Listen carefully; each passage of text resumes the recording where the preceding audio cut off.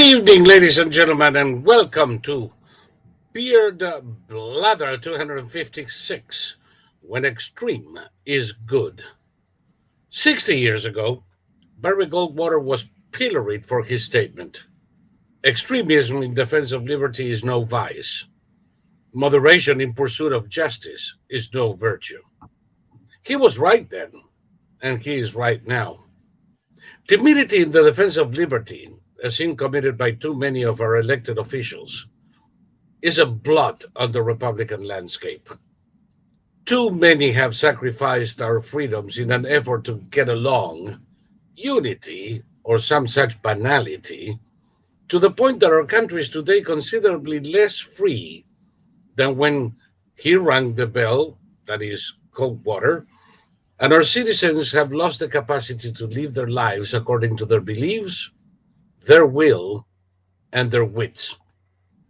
In the last few years, too many have been forced to stay silent as the government sponsored an unprecedented push to censor, silence, and browbeat half of this country into compliance.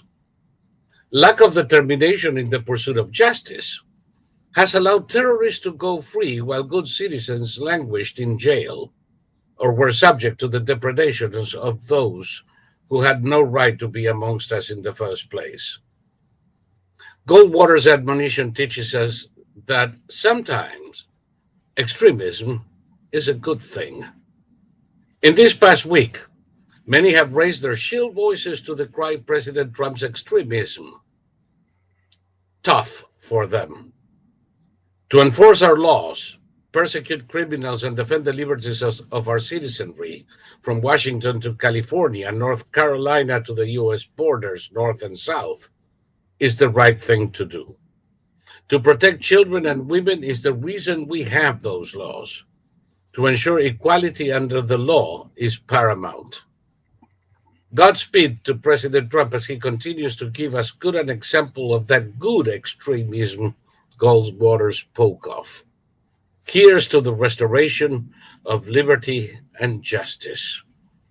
This is Saul Montes Bradley, the largest human repository of useless information from still my golden cage in Florida, and right over there, still protecting the beard restoration process, is Thomas Victor, the only living expert in World War I flamethrowers, and so many more things, from California, the place where Trump just went to spank the governor and mayor of Los Angeles in a historic way. And Thomas, oh, by the way, we're doing this, yada, yada, yada, in both Thomas's and my timeline in Twitter, now X, on our channel in Odyssey, and in YouTube. If you want to participate in the chat, however, while you are perfectly free to write whatever you want anywhere, after all, Beer Blather is a free country, we do not monitor any chat except the one in Odyssey. The links have been provided in all the venues. All you have to do is click on them and continue the chat here. And while you're here, you might as well subscribe and click on notifications, and so that you get notifications when we are on the air. And that said, Thomas, how is it going in the land of fruits and flakes and burnt neighborhoods? How is the smoke treating you? And is there any blood on the streets coming from California officials? No, I mean, the weirdest thing about everything that's happened, in the since the election, during the election, since the election, the Democrats haven't learned anything. So Trump came out here, said that he was going to waive the federal permitting process so that rebuilding could begin in California. And he asked, the governor and the mayor to do the. They're not going to do that. I mean, they're just um, the I hear an echo of my voice. I do too now.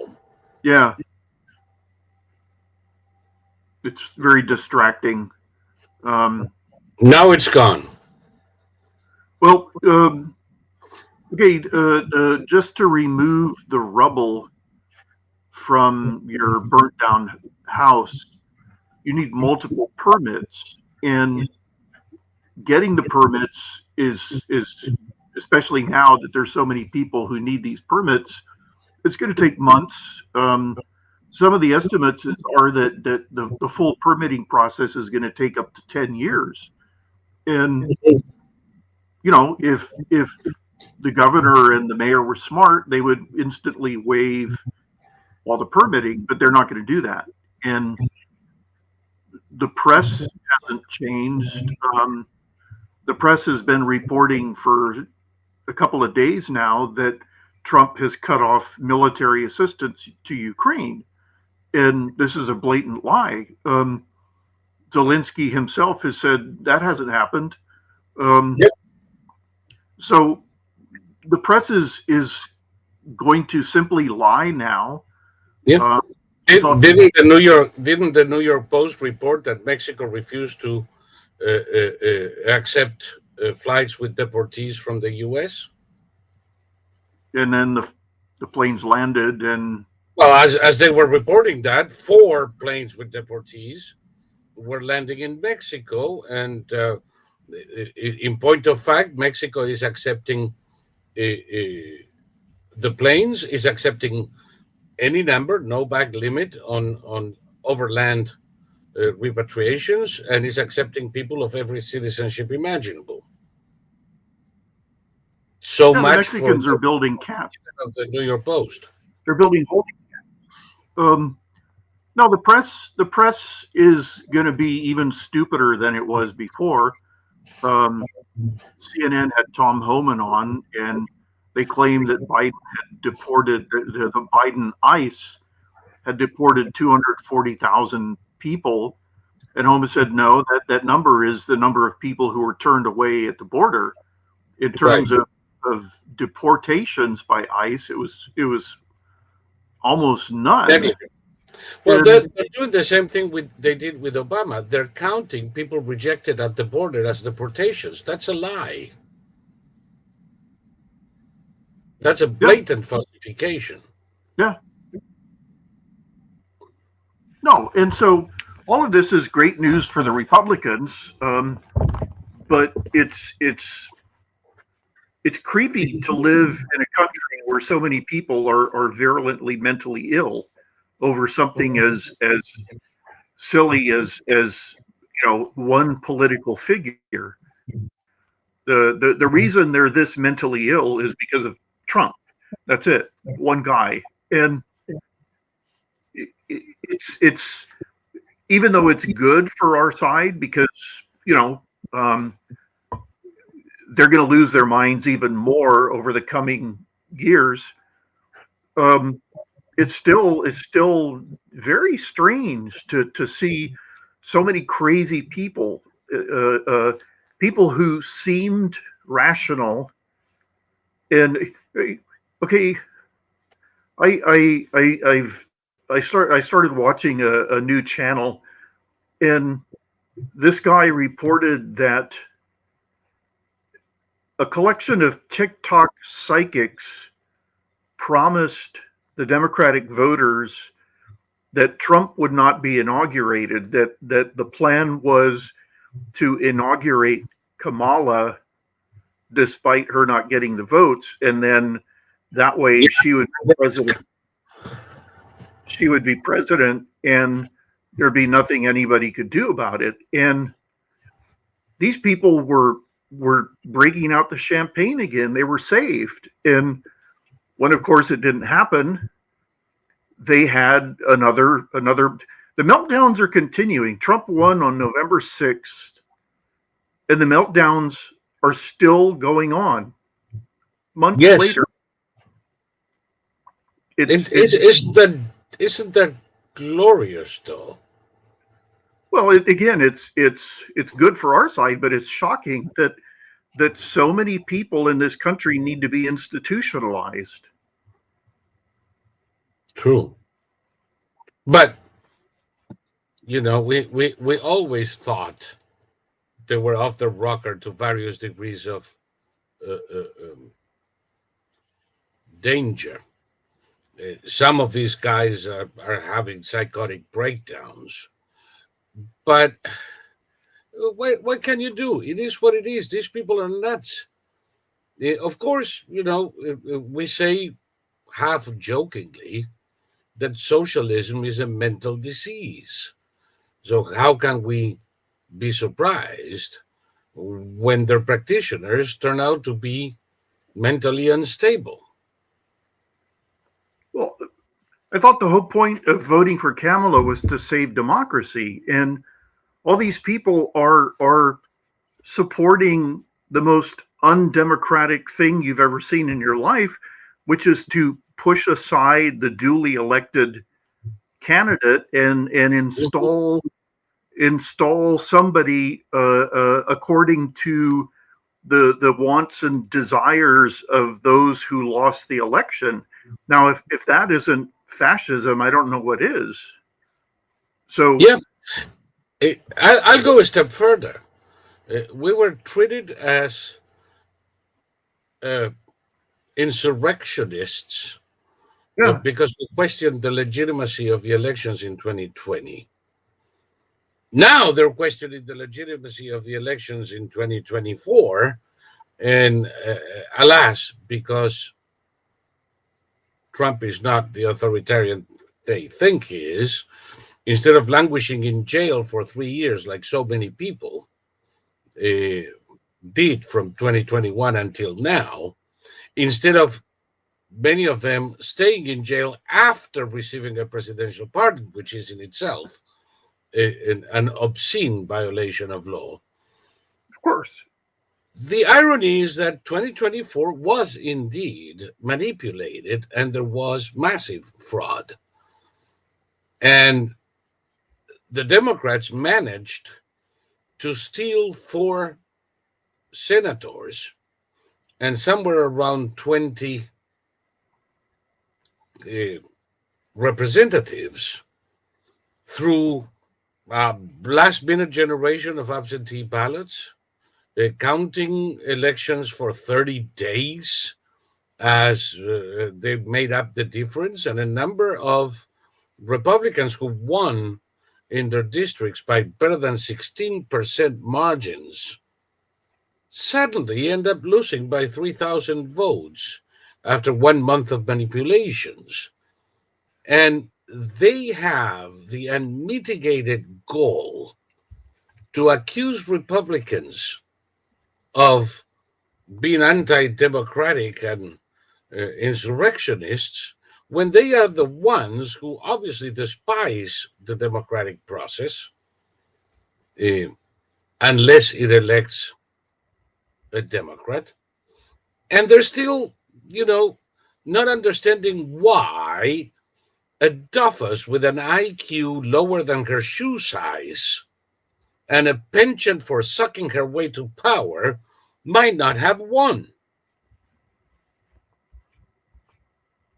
Well, they're still promising that any day now she's going to slip in there, that Trump hasn't actually won, that there is a plan.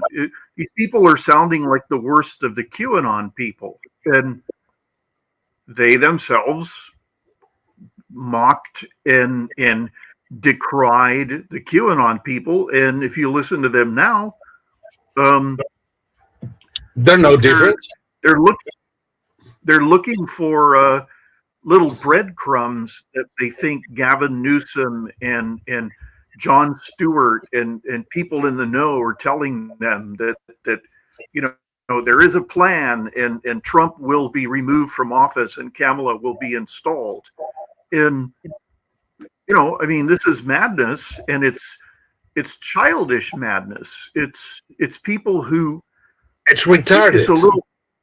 a little kid who doesn't want to go to bed when he or she is told it's time for you to go to bed, and so they start coming up with reasons why they can't go to bed, and they're only 5 years old, so their brain power still isn't at 100%. In, I don't in the know. meantime, in the meantime, I have to say, we did discuss over the last few months my own doubts. Uh, did our guys learn any lesson from 2017? Will they clean house fast enough? Well, now I have the answer. They came in with a power washer and cleared the deck so fast, Democrats are still trying to wonder what the fuck happened. Well, Trump is hitting that. He's hitting on so many different fronts simultaneously that the only thing the Democrats could talk about is Elon Musk. Elon Yeah. Musk. Um, exactly. Um, Let me, for the Democrats out there, okay? This this is calling a waiter in a restaurant. This is the fascist salute. This is petting a child. This right there is petting a dog, and this is throwing away the bad spirits. This, which is done by everybody, I've seen Ocasio Cortez do this. I've seen Europeans do this. I see Guaido in Venezuela do this. This is like throwing the heart to the crowd. I think it's a stupid gesture, if you ask me, but that's what it is. And it doesn't take a fucking genius to figure it out. But with all that's going on, that's the only thing these idiots have to say? and that's Really? good. That's good because this has no impact on either Trump or Elon Musk. Or Musk. And it, while they're all crying. I mean, literally, I've seen videos of people crying in terror about. I guess they think Trump is going to send special trans eradicators. I didn't watch the sermon of the bishop telling Oh, Trump God. mercy, Oh, how lucky you are. but her voice was exactly as how I imagined it would be, and it was such a generic, caring leftist voice, and it was such a as somebody. Have you heard of the Hawk Tuah girl? Yes. Yeah. Uh, Everybody's just referring to this as the bishop's Hawk Tuah moment. It was a moment to bring herself to the attention of the global media, and the fact that this person would argue in a sermon in such bad faith and such racist. She made such racist statements Yeah. that you know. And once again, we're talking about. I mean, didn't the Biden administration want to start calling them undocumented Americans? Something like that. It was. I don't know. They wanted such imbecilities. An undocumented immigrant is a person with a permanent residence who forgot the green card at home.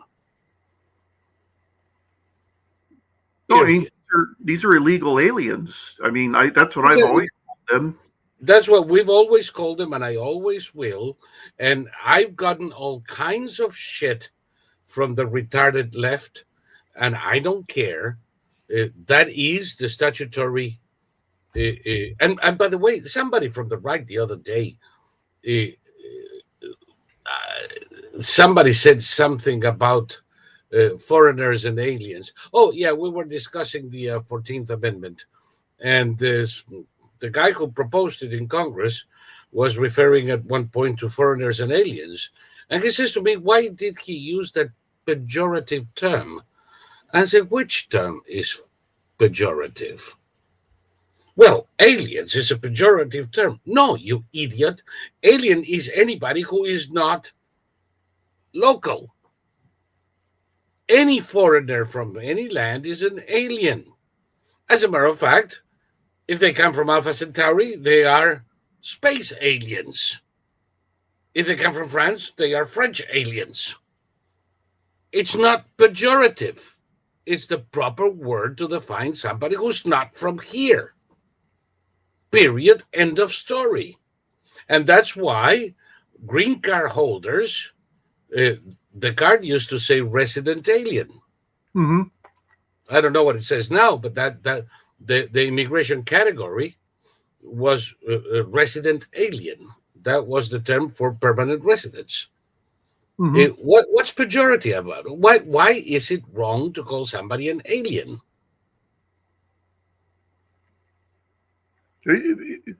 Even, I mean, so much, this whole notion, if you call them an alien, they're going to have a mental collapse and have to be hospitalized, or yeah.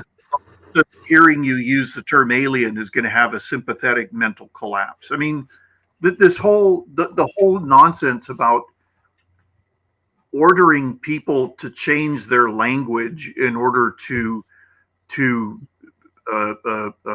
protect the feelings of grown adults, as if in those countries, I mean, their terms for us, I mean, holy shit, we're like a ridiculously soft-hearted country. Like try to be an illegal alien in Saudi Arabia or Mexico. Try to be an illegal alien looking for in work. Mexico. Yeah. Try it in Mexico. You're going to end up in a Mexican jail, mounted by every cartel inmate. Yep. I mean, come on. What the crap is this? No, and also all these people who are they self-identify as being in support of the migrants. They start complaining when a shelter is built in their neighborhood, when a playground is suddenly filled with tents full of Venezuelans looking for prey. Right. The whole thing is just stupid, and common sense is prevailing. And as I assume, Trump is getting a lot more done much faster than anybody even anticipated. The only slow is the Democrats slow walking the nominations. That's about it. They still haven't figured out a slow one. All of them are going to be confirmed. All of them. Mm-hmm. There are 3 Republicans that we cannot count on. It doesn't matter. We'll still get the votes. And mm-hmm. you take a look at this. It is what Trump has been doing in 1 week. He's taking care of stuff that some of us have been fighting for 30 years or 40 years. There is no more, oh God, I'm having a brain fart. Affirmative action. It's done. It's gone. It doesn't exist anymore.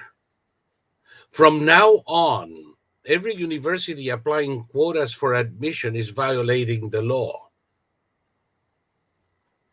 Period. End of story.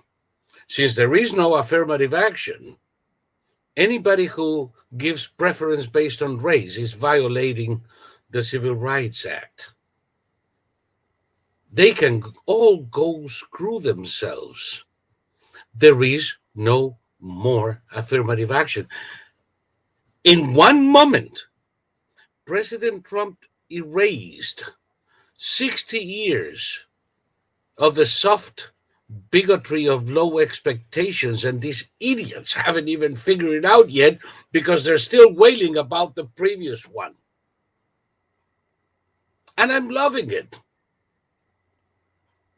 And you know those movies where you miss half the joke because you're laughing so hard about the one joke that you miss the next three? Trump is doing this. They miss what he does because they're still wailing about the one 3 measures ago.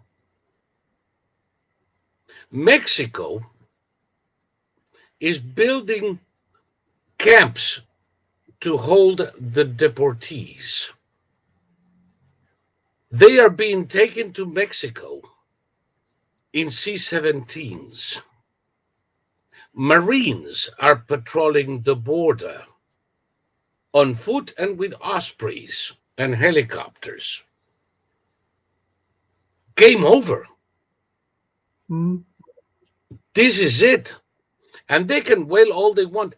ICE is picking up illegal aliens from warehouses in New York and restaurants in Chicago. They picked sanctuary cities first. I find this amazingly illuminating.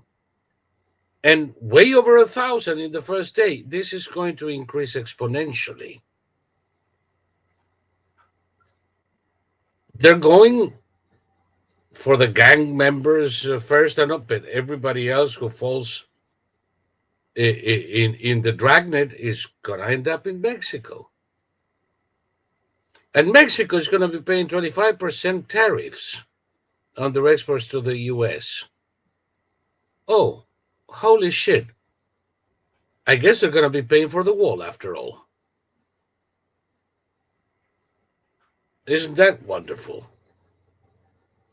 Well, what happened with Biden is that Biden was not only demented, he was also incompetent. Even before he got dementia, he was incompetent. You couldn't. Biden didn't know how to be president. He didn't know how to be a senator. How many laws did he sponsor? How many bills that became laws did he sponsor in 50 years? Nothing. Yeah. Nothing. All he did was be an asshole. No, and he was a famous one. He was notorious for his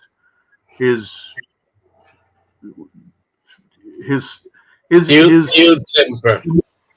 Brand of unpleasantness, of snarky unpleasantness. And yeah, they kept electing him in Delaware for whatever reason. Okay, this is the thing. My brother talks about this a lot. Once you develop a brand name, you can coast on that brand name for much longer than you deserve. It's like we went to school with a guy who became a CEO, a major CEO in the entertainment industry, and he ran 3 separate companies into the ground. He was the CEO of their film divisions, and he ran 3 of them into the ground, and he also ran one publishing house into the ground. And the question is, why did he keep getting hired? Well, because his name was a brand, and he was extremely obnoxious and ridiculous in high school, and as an adult, he was wildly incompetent. And after he ran the publishing house into the ground, he then ran 3 separate movie divisions of giant conglomerates into the ground. And eventually, they in his last job, they had to give him a co-CEO. He was that incompetent, and it still didn't. the two of them never spoke. So he was green lighting and shaping individual movies without having any knowledge of what would make a movie successful. So, and okay, Biden was a brand name. The problem with Kamala is that she didn't have enough of a brand name. If she'd had more of a brand name, she would have come much closer to winning. JD Vance already has a brand name, so if he decides to run for president someday, that's going to be a huge advantage. There's nobody on the Democratic side. The only ones who have brand names are, I mean, if you look at the way people are thinking now, these people have no chance of ever being elected president. Ocasio-Cortez, Gretchen Whitmer, Gavin Newsom. I mean, Gavin Newsom, as of the Pacific Palisades fire, is a political cadaver. He is deader than Hillary Clinton. By the time he starts running for president, nothing will have been rebuilt in California. No. It'll still be lying dormant. By the way, both guy in the chat says that Kamala's brand name is Sacomatic. Yeah, I mean, people know their reputation, but in terms of, I mean, Biden. Okay, Liz Cheney had a brand name. Liz Cheney never spent any time in Wyoming, and by the end of her career, she wasn't even going back during election season to campaign, and so she ghosted on her father's reputation, right? And her father had a brand name, and the fact that Liz didn't even bother to challenge her opponent. It ended up losing by 30 or 40 points. I can't even remember. That was like massively humiliating. She lost by 40 points, 60-40. 60, by 40 points difference. And then she goes and campaigns with Kamala Harris. I mean, the Cheney brand name is dead now. It's like the Bush and now she got a pardon from Biden, who pardoned criminals, pedophiles, rapists, murderers, terrorists, and Liz Cheney and his family. That tells you all you need to know about these assholes. Well, in a way, the irony is that by pardoning Liz Cheney and the rest of the January 6th committee, on the same day, essentially, that Trump pardoned the J6ers, it took the winds off their sails. They cannot protest the pardoning of the J6ers without being thrown the pardon of the committee and the family at their faces. So the whole thing is already history. Well, that's the thing. I heard somebody mention that Biden gave up on having a legacy, and that's why he just went all in on his family and everybody he could think of.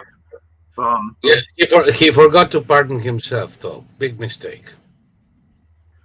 Well, I don't see. I think what Trump is going to do is I think he's just going to expose everything, and rather than making a martyr out of anybody, especially someone. Okay, if Biden were to be charged, they would do a Harvey Weinstein, and they would have him show up on a walker or in a hospital bed or something like that. They would withhold whatever medication they've been giving him, and so he'd just be this sort of absent cadaver. But and then make sure you put him in a padded cell. Well, I think what Trump is going to do is he's just going to expose everything and let the the voters see exactly what happened. He declassified the JFK and the RFK and the MLK assassination files. I don't think you're going to find anything of any importance in any of them. No. It's funny that the MLK family wants to see what's in the files before Trump releases them. Well, And because that's there are because peccadillos. There are peccadillos committed by MLK that they don't want removed,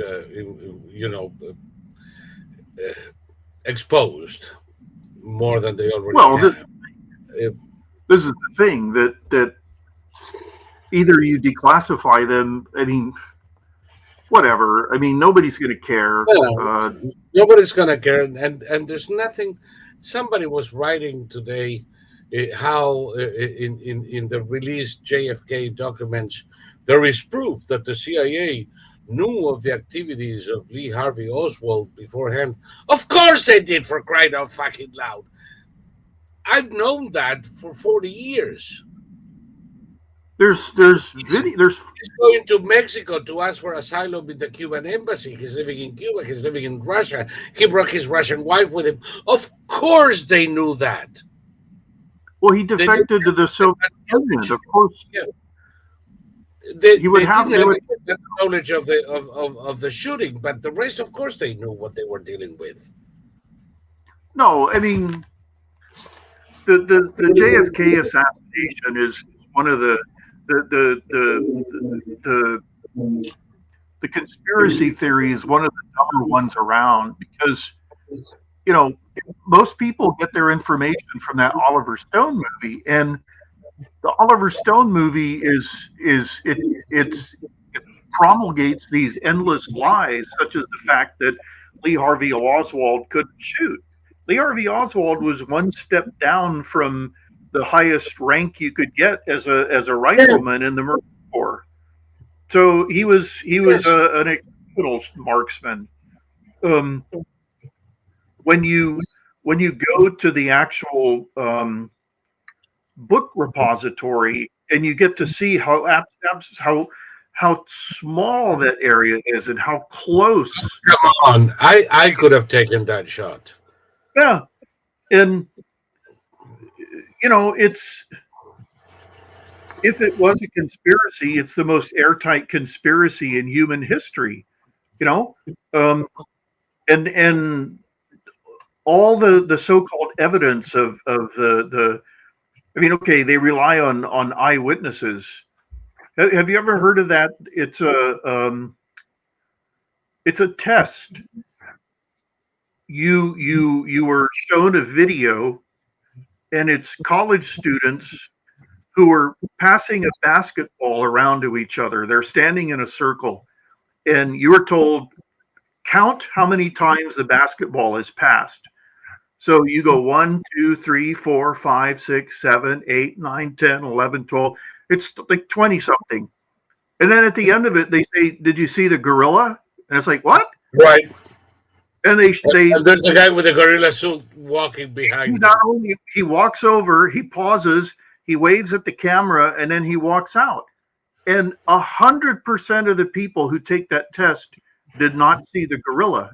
Yeah. So President Kennedy is getting assassinated in front of your very eyes. You're going to see all sorts of things that didn't actually happen. Yeah. I have a very good memory. There's nothing more unreliable than witness declarations. People see different things all the time. I have a very good memory, and my earliest memories are all distorted, right to left. In a lot of cases, movies. There was a movie that I didn't know what scene this was in.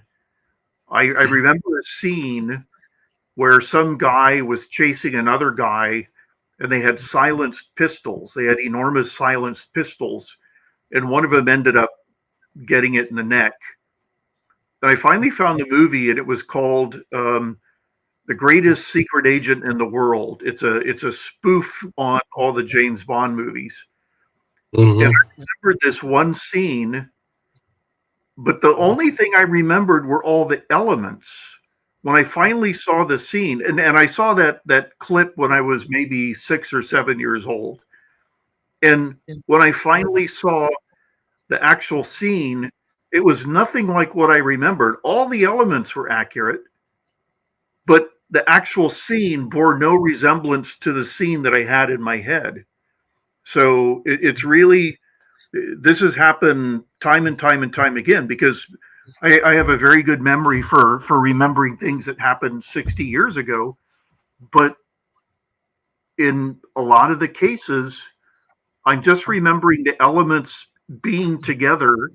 So I can tell you, yes, a man was shot, but when I actually see it in reality, it bears no resemblance to what the scene I've preserved in my head.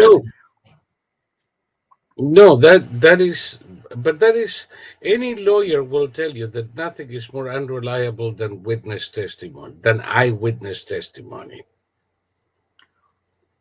Well, have you ever wondered, when the police officer is in a shooting, they immediately tell him to go home and to not say anything, and Right. people find that somehow suspicious. The reality No. is, it takes approximately 72 hours to fully remember a traumatic incident that you just had. If you start telling your this is why 911 calls are so incoherent most of the time.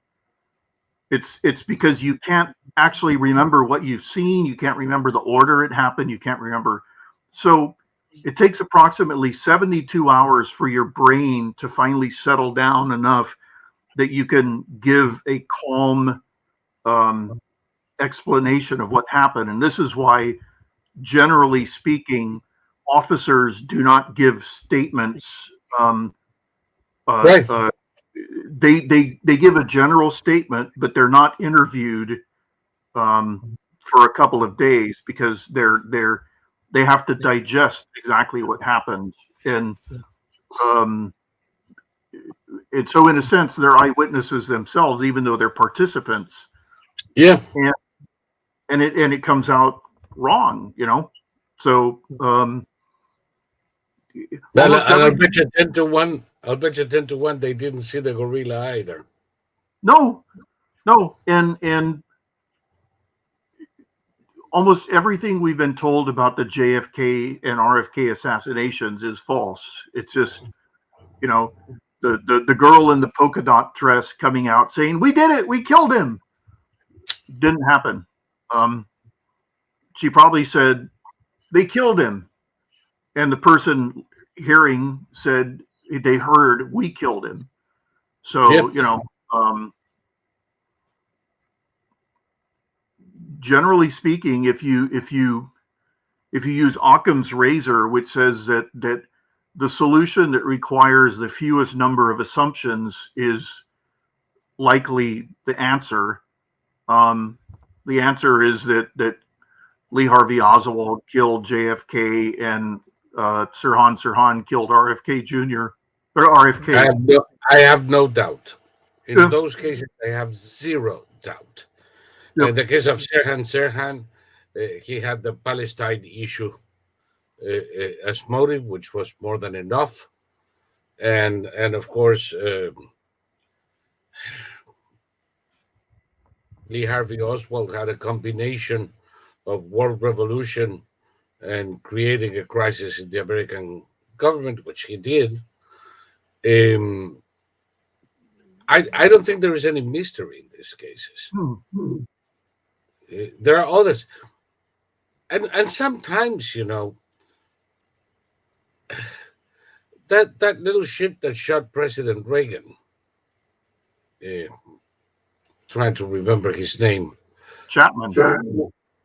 No. Chapman is the one who shot John Lennon because he wanted to be famous, and the one who shot Reagan because he wanted to impress Jodie Foster. Yeah. And the imbecile didn't even realize Hinckley. Hinckley. Yeah. And of course Jodie Foster being a lesbian is like, talk about this deluded fucking moron. I mean, he wants to attract the attention of a lesbian. Under normal circumstances, it would have been stupid. In this case, it's stratospherically idiotic. Um, but you have those cases, and how did they get there? How about the woman who tried to stab Jerry Ford? Well, remember, Ford had 2 assassination attempts in a very short period. And one was by one of Manson's girls. Yes. And she had a 45 automatic that was fully loaded, but she hadn't racked around into the chamber. And if she'd done that, then Ford probably would have died. Right there. And how do they get close? Well, it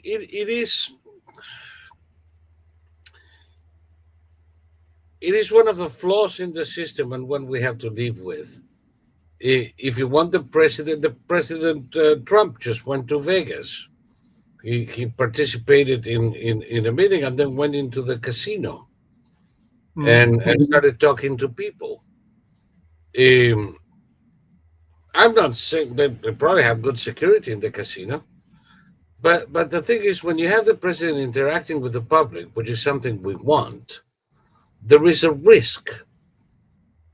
And at one point, you have a balance. He's now coming to Florida to the Trump International in Doral to meet with Republican lawmakers. And again, I mean, I've been to the Doral a gazillion times. I can't tell you how easy it is to get in. Sure. Even when they have security and all that jazz, because it's a huge fucking place. Not to mention the fact that you can go in, I don't know, a month earlier and leave something in a toilet tank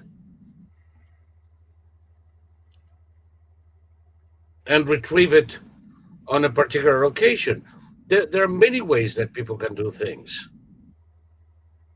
Unless we want our leaders to be permanently separated from interacting with the public, it's a risk that we have every day. And when it happens, it's not necessarily a conspiracy. Trump just spent hours in North Carolina, in areas that were devastated during Helene, talking to the locals. Mm-hmm. You know the geography there? Somebody 300 yards away you cannot see. Mm-hmm. Period. How do you stop it crazy? Well, see, the thing about the one in Butler, Pennsylvania, there were so many things done to cripple the U.S. Secret Service that day, including the fact that the counter sniper team arrived without, they were delayed with no explanation given. And by the time they arrived, they didn't have time to canvass the area. And a problem that keeps coming up over and over and over again, and I understand why it's an issue. The Secret Service and the local cops use different radio bands. And this is because you don't want people tapping into the Secret Service radio. But in order for things to work, you have to have the instant communication guy and the head local guy sort of standing side by side. Yes. With, a sort of interlocutor who's going to be passing information to everybody else. And so it gets cumbersome. It's as ridiculous as you say. There is the guy with the police radio and the guy with the Secret Service radio side by side. So somebody says something on the police radio is relayed to the other guy who relays it to the Secret Service radio. They're playing broken telephone. Yeah, and it. I mean, okay, there's flaws in the system. And the sad fact is if somebody really, really, really, really, really wants to harm a president, then depending on how dedicated and skilled they are, the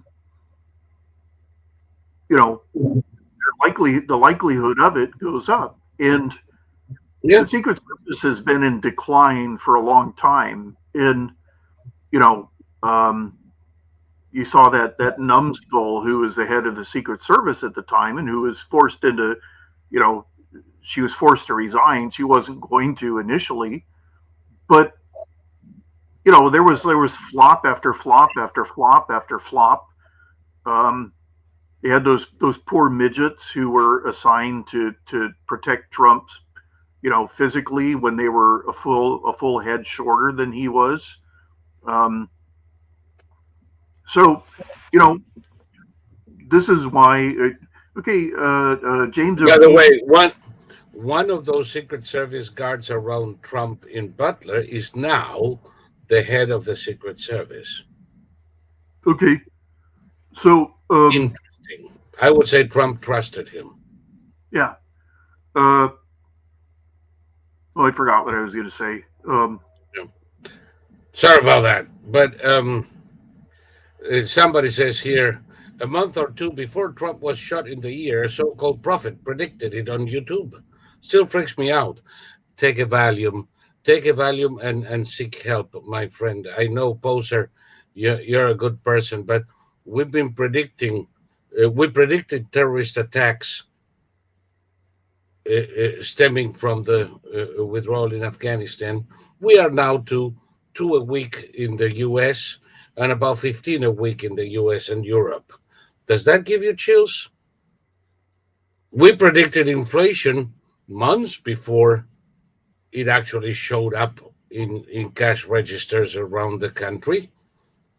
Did that give you chills? You don't need to be a prophet or a seer. Oil just dropped right back down to $70 per barrel. Why? Because Trump made announcements that led investors to figure that 6 months from now, oil is going to be a shitload cheaper than it is now. So all futures dropped from 120 to 70. I can tell you, based on that you're going to see a drop in prices you can't even conceive of right now. Forget about inflation. Inflation is it's going to be below 2%. Am I a seer? No, I'm seeing it right now. I'm not seeing the future. I'm seeing what's happening now, the drop in the price of oil. To suggest that Trump may be subject to an assassination attempt, who doesn't think that's possible? Who's not expecting it every day? Well, especially Trump. I remember the press told us that Obama got the most assassination threats of any president, and then the Secret Service said that's true. He's getting fewer than the average, and it's actually Trump who is way above average in his threats. But okay, that brings us to the fake ICE raid. That story is now gaining traction. This is like Shakespeare, a tale full of sound and fury told by a fool. Yeah. You're talking about the school in Chicago, right? Yeah. Yeah, with the functionally illiterate teachers. Yeah, two Secret Service agents went to the school in Chicago to interview, to get permission to interview one of their teachers who was accused of making threats against the president. And when they handed over their cards, the idiot principal saw Department of Homeland Security and interpreted that as ICE there to round up all their illegal students. And so they thunderously refused, and then they went out and spoke to the media, and the press reported it about how these heroic teachers and principals had stood up to the evil ICE, and it never happened. It wasn't a real story. No, and of course the two Secret Service agents, when confronted with these lunatics, withdrew to kind of like not let the situation get overheated. They can still get this guy, after 5 p.m. at home. But the idea that not only that these imbeciles took two agents from the Secret Service to be arrayed by ICE, that the press ran with it. It's like, you gotta be fucking kidding me. Well, the press is now a combination of bottom of the barrel dishonesty and sheer stupidity. If you asked any of these anchors and the majority of the reporters how an ICE raid is carried out, they would have absolutely no idea. No idea. I'm thinking that now, if they have a problem and they have a couple of guys from FEMA show up, they're all gonna climb up and go underground because they're gonna think those are ICE. Well, think about it. With the Homeland Security insecurity seal on it. Think about it. I don't think the schools in Chicago are winning any awards for academic excellence. Now you have this influx of children who don't even speak English. So Yep. what favors are these heroic teachers doing, for any of the children in the school, American or illegal alien? Well, when you have teachers who don't know the difference between ICE, the Secret Service, and I'm willing to venture FEMA, you realize that those kids are being taught by functionally illiterate morons. Mm-hmm. If anybody went to the Chicago school system with the purpose of ensuring the quality of the teachers, they would have to close the system down. Those kids are better off learning in the streets than in the hands of these morons. Yeah, and I heard somebody he was a black guy in a blue city thanking Trump. They just had a raid, and he was thanking Trump for living up to his promise, carrying out his promises. And this is all going to be remembered during the midterms. Yeah, hopefully. And we're going to have to make sure we remind them every day. Well, it's going to happen. I mean, this is just the beginning. Like by the time the midterms roll around, this country is going to be so much greater than it was before, and the frenzy and the stupidity and the childishness of the Democrats. I mean, when you have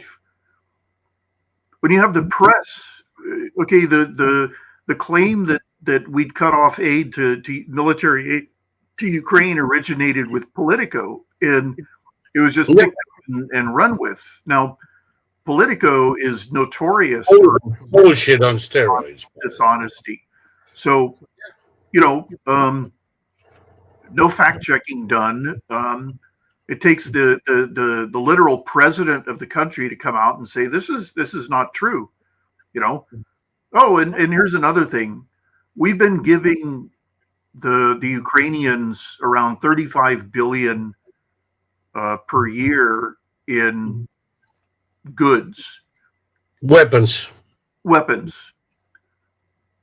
we're now going to use about 340 billion of frozen Russian assets to provide the Ukrainians with weapons.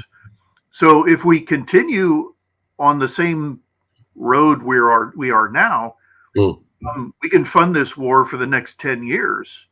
Yep. Absolutely no way in hell can the Russians survive a 10 year. The Russians. Well, okay, let's go to the Russians first.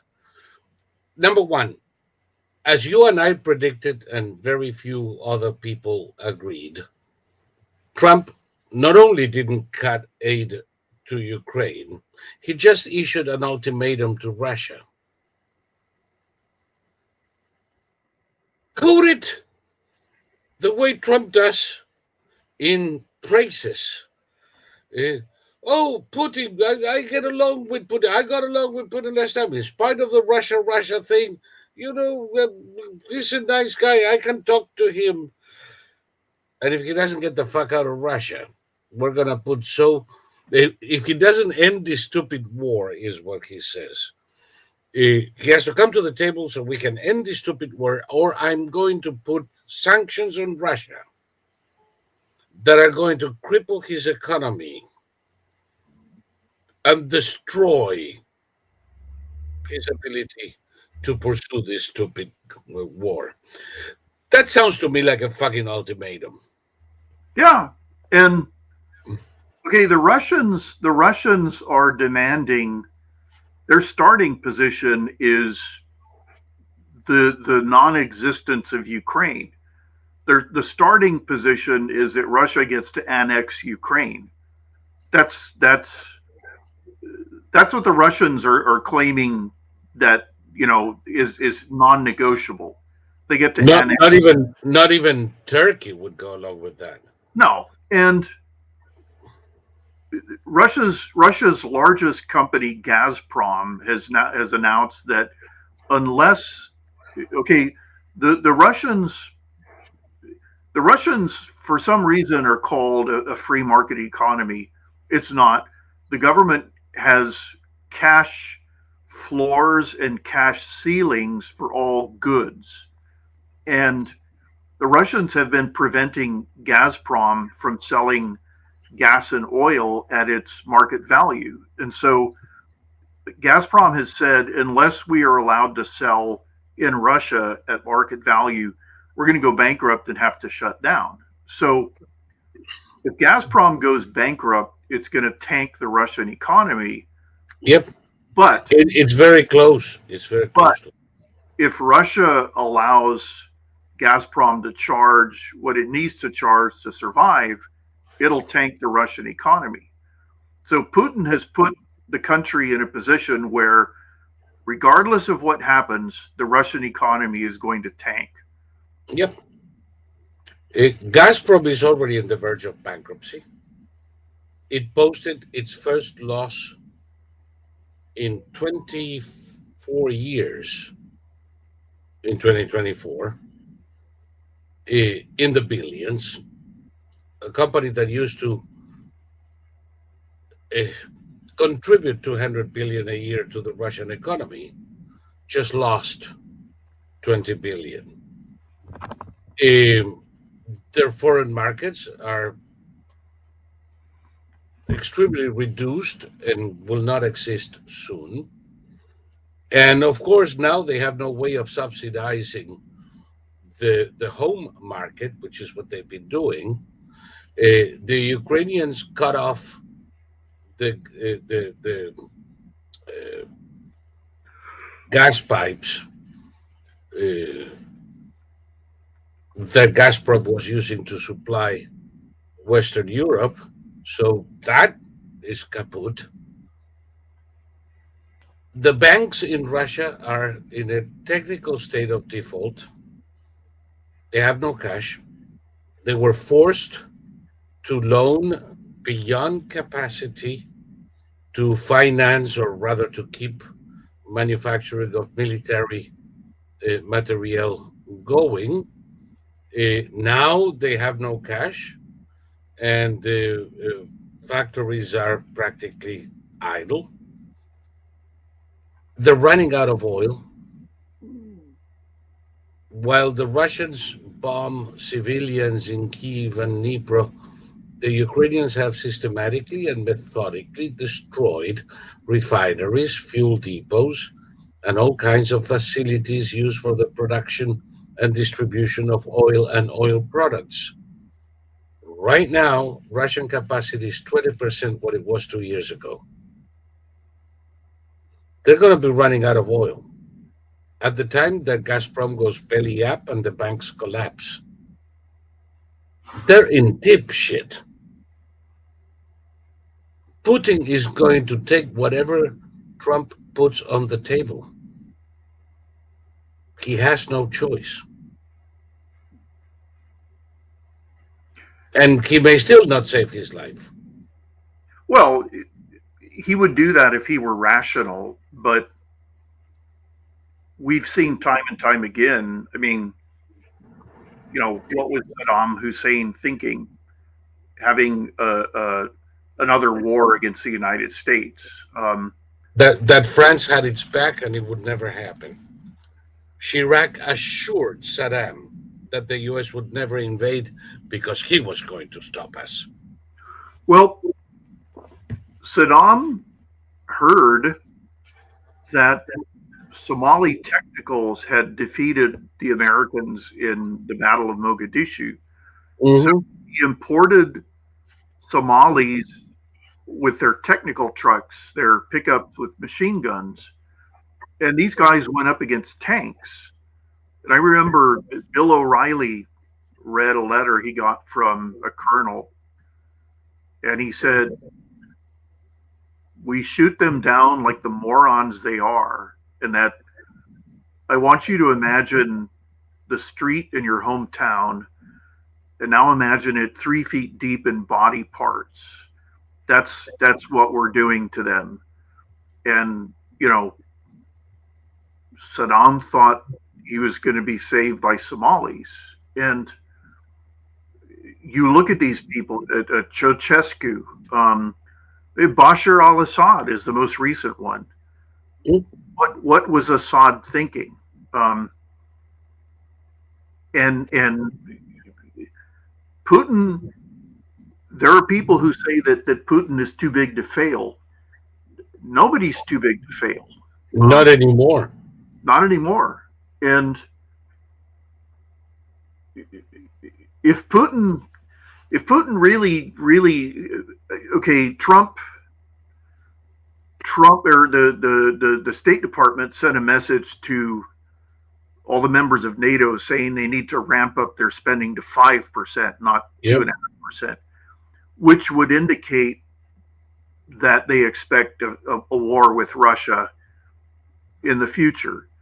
Now, if Putin really were to decide as an act of desperation to start a war with NATO, I think he would give the order and then he would fall on the floor dead. Before he says the last syllable. Yeah. Because as of right now, the Russians are the North Koreans are sending a never-ending stream of artillery into Russia because the Russians have no more artillery. And the problem with North Korean artillery is if you aim it at the enemy and fire, the shell goes back in that direction. And it goes down and up your ass. And the North Koreans are a greater threat to the Russians than they are to the Ukrainians because they haven't been able to solve the communication problem. And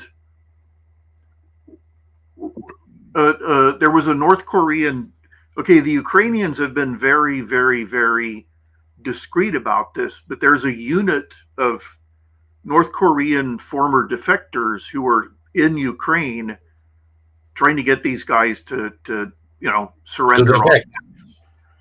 And what they've explained is that these are people who have stepped out of a time machine, and they've stepped out of the year 1937. So they don't know what cell phones are. They don't know what computers are. Some of them don't even know what automobiles are, and these guys are blowing themselves up with their grenades after they're wounded rather than surrender, because they've been told that the Ukrainians will cannibalize them, and they believe it. So these men are worse than useless, and that's who the Russians are relying on now. It's the magnitude of the disaster that Putin has brought down on the heads of Russians is really hard to comprehend. It's very close to being. It's very analogous to what Assad did to Syria, without the actual occupation of the land. Without yet bombing his own cities. We're approaching 1 million casualties on the Russian side.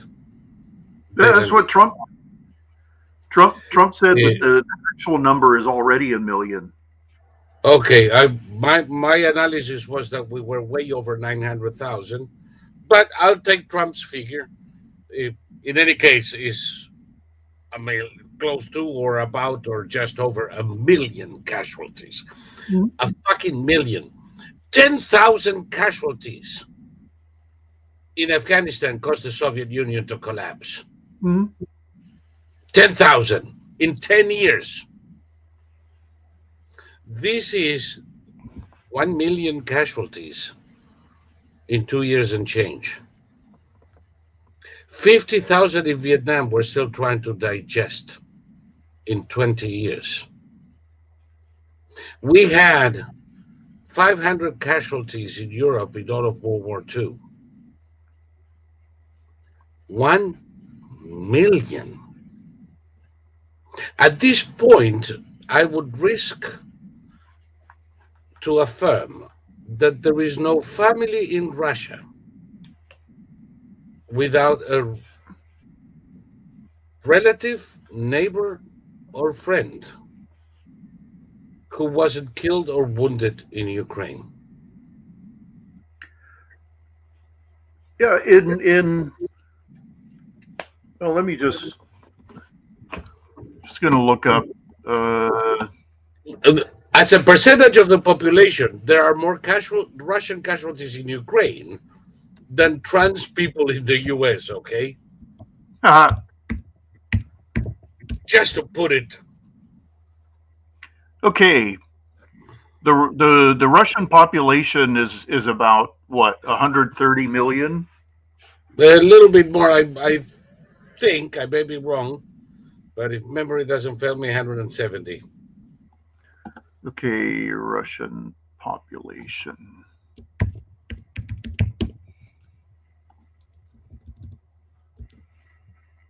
Okay, this says 145. So today's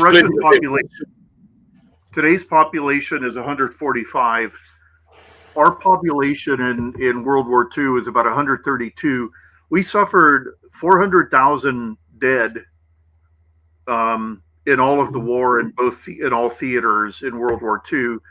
The Russians suffered at least 400,000 dead in 3 years in this war, and those wounded men, the ones that have left the battlefield, because the casualties are they count the ones that have left the battlefield.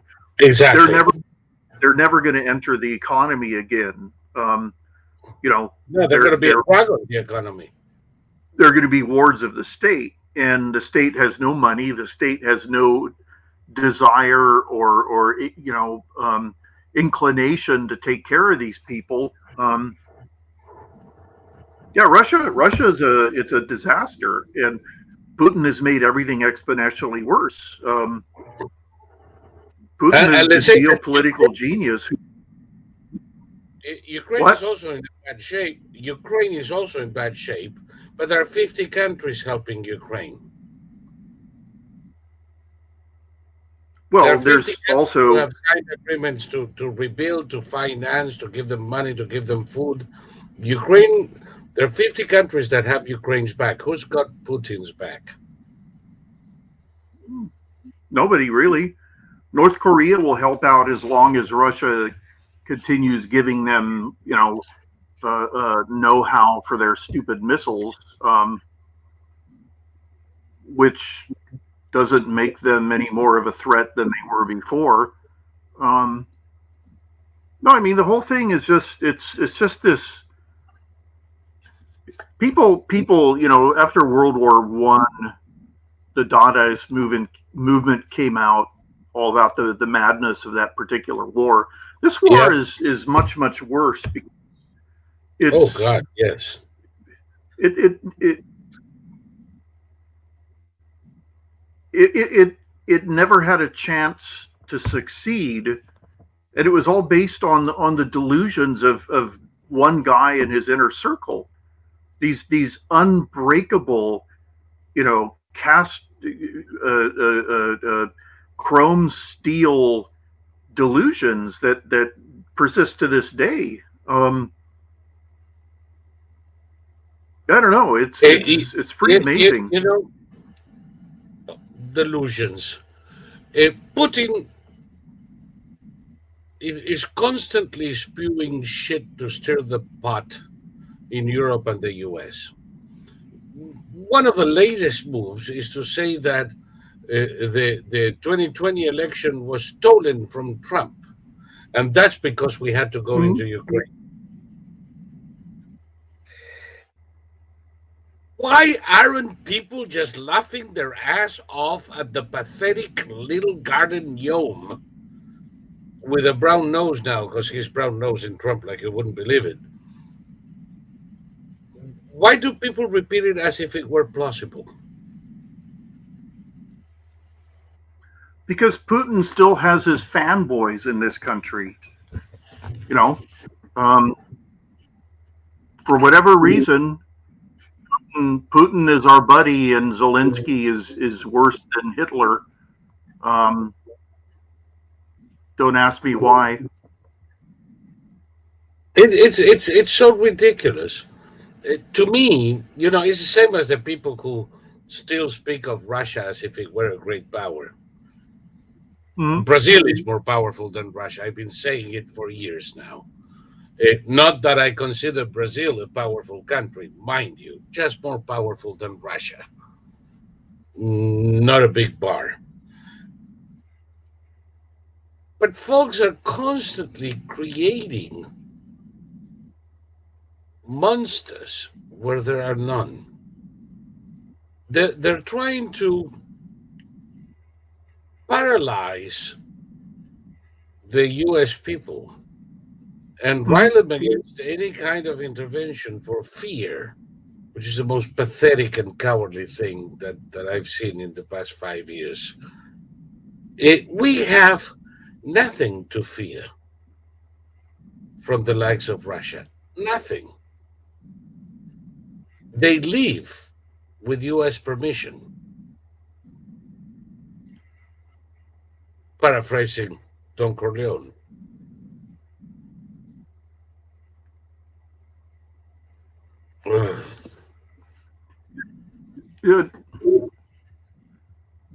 There's a type of person who thinks that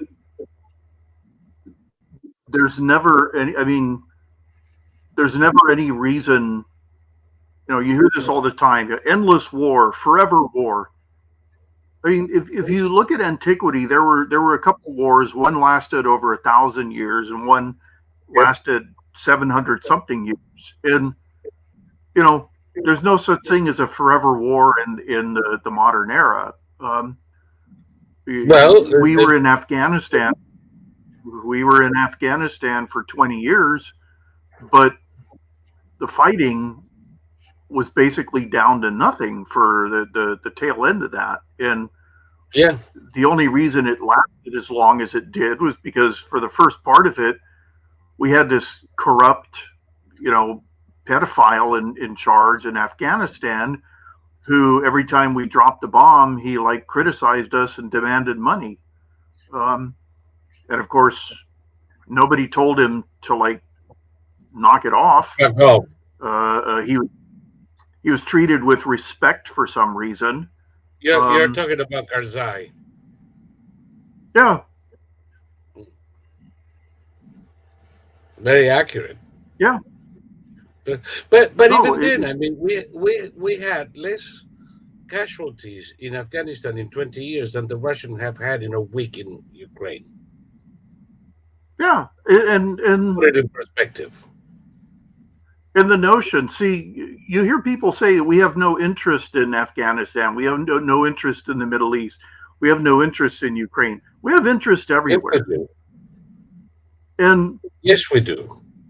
that doesn't mean we have to send war fighting troops to everywhere. It just means that we have interests everywhere. And in case people forget, it was the government of Afghanistan that allowed the 9/11 hijackers and masterminds to train and brainstorm and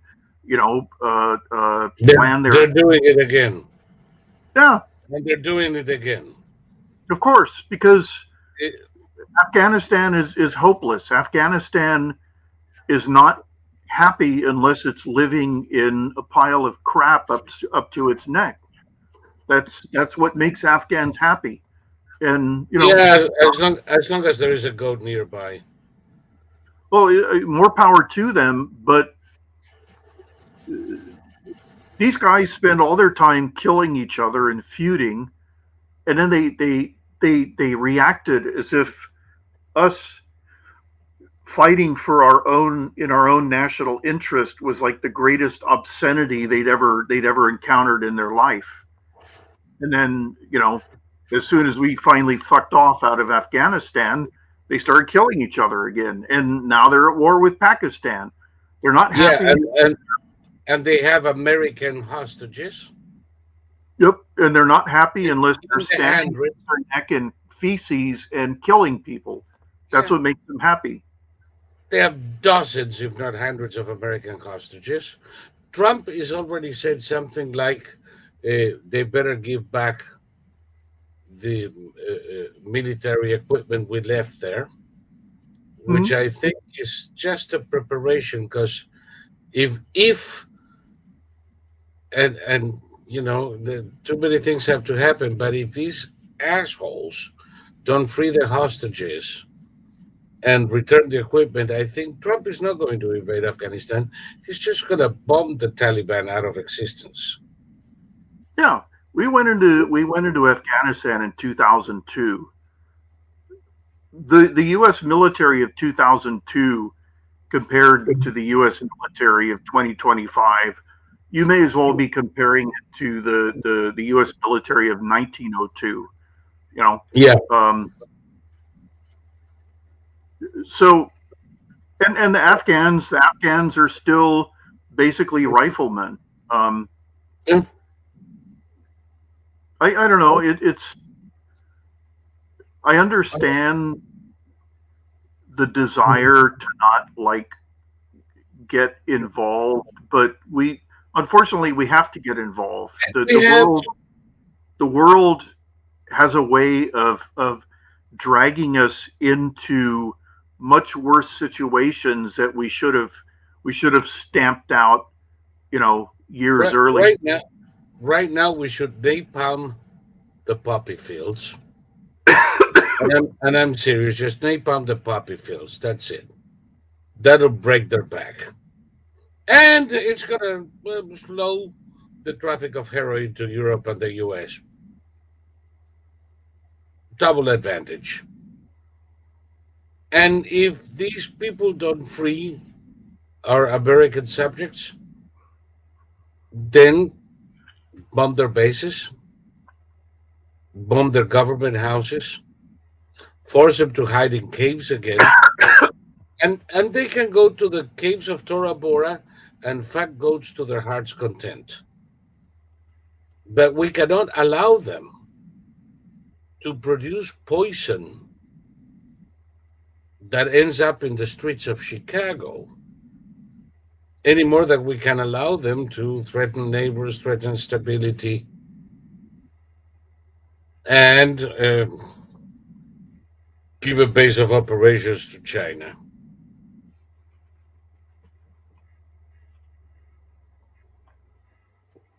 We can't. Yeah, I mean, the world is has always been interconnected.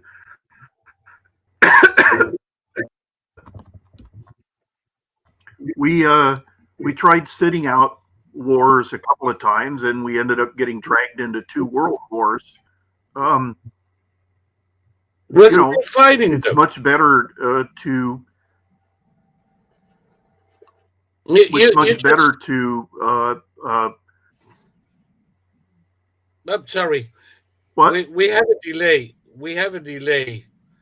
So I'm gonna go back a little bit because I think you're not talking, and when I start, you come in. So uh, you just said that the fighting was over almost instantly in Afghanistan, and for the next 18 years we were just doing policing essentially.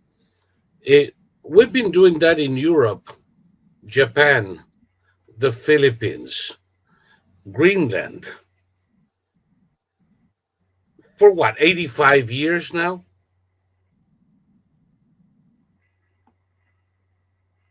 Yeah. What's the big deal? Well, I mean, people don't know. I mean, the we have troops all over the world. We have bases all over. We're not doing it because it's fun. We're doing it out of necessity. And, you know, it would not have been a big deal to have permanent bases in Afghanistan and Iraq. Eventually, the people would have, depending on how smart we were. Okay, in Germany, there's entire economies that are dependent on the U.S. military bases, and that's why when Trump says, "Okay, we're leaving Germany," the They Germans get wail. hysterical and beg us not to Yeah. go. Yep. So Yep. if we'd handled it the right way, the Afghans and the Iraqis would have eventually come to see that they needed us there. Um, but the main problem with both those adventures was that we thought that these people were like us, and they're not like us. They're totally different from us. Like how many American suicide bombers have been? I think there's been like less than five. Um, and over there, it's a glorious thing to do. It's a glorious thing to make your children do. You know, your kid has no idea that he's about to blow up, but you tell him it's okay because he's an involuntary martyr, and that'll make him extra special in paradise. Yeah, So you send your kid out to and I'm gonna get 30 grand a year in this shithole. yeah. So they're different from us. They when they found the Afghan girl who was on the cover of National Geographic, the one with the Yeah. green eyes, and she was just this grim baby making machine, and she'd been living in Purda, meaning she'd been living within the walls of the house her entire life. They had to get special permission from the husband to interview her and photograph her again. And she was prematurely aged. She looked much older than her chronological age, and she had no idea that the U.S. was in Afghanistan. She knew nothing. She doesn't leave the patio. Uh, but I don't know. I think that people put too much emphasis on these stories. The story of this one woman, tragic though it may be, is of no relevance to us. When National Geographic put the eyes of that girl on its cover, it had nothing to do with Afghanistan. It had everything to do with manipulating Americans. And they treated this Afghan woman as they would uh, a squirrel close to extinction. You know, they put the little picture of the animal with the big eyes, and everybody goes, I have nothing but contempt for the practice. The reason we needed to be in Afghanistan had nothing to do with her. The reason we needed to keep Bagram has nothing to do with Afghanistan. But that doesn't mean we didn't have to. We had to. It would have been better for Afghans in the long run, whether they like it or not. I don't give a shit. There are a lot of Germans who don't like us being there. Like you said, every time Trump threatens to pull American forces out of Germany, there are entire towns that depend almost exclusively on the bases being there, the same way that people in Cadiz, Spain would lose 40% of their market if the base at Rota were to pick up and leave. But we're not there to guarantee a better standard of living for those people. That's almost an afterthought. We're there in the case of Rota because we need to base our anti-missilistic frigates somewhere to patrol the Mediterranean. We're in Germany because the Russians are too fucking close and have been threatening Germany for 50, 60 years. I'm sorry, 85. And it serves us well because stability in Germany meant business for America and Germany. We both won. And we didn't have to send our boys to die in a full war with the Russians. But frankly, at this point, it's like, just take it reasonably. I hope people learned with the Houthis why we needed to keep Bab el Mandeb open. And one of these days, somebody's going to have to do the calculation of how much money the American average family lost because Bab el Mandeb was closed by the Houthis. And they lost it in more money spent on goods and services and energy, courtesy of inflation. And they still don't know how much. If they found out, they'd be demanding that we erase Yemen from the map. And it has nothing to do with the women in Yemen.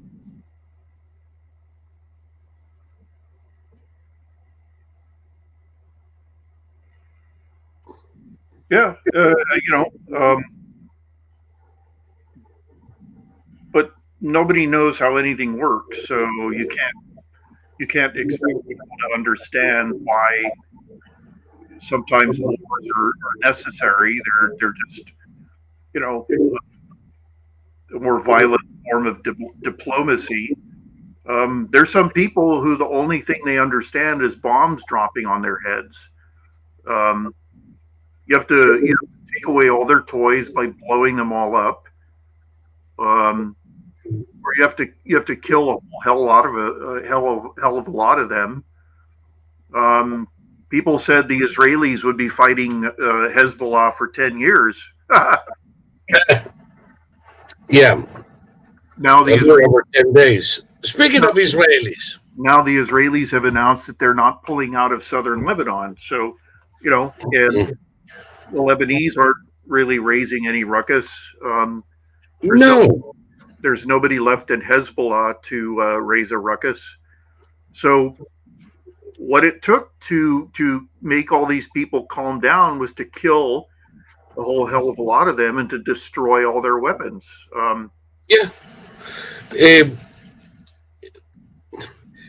It doesn't come as a surprise to you that Israel is not leaving southern Lebanon because you never expected them to, as I didn't expect them to.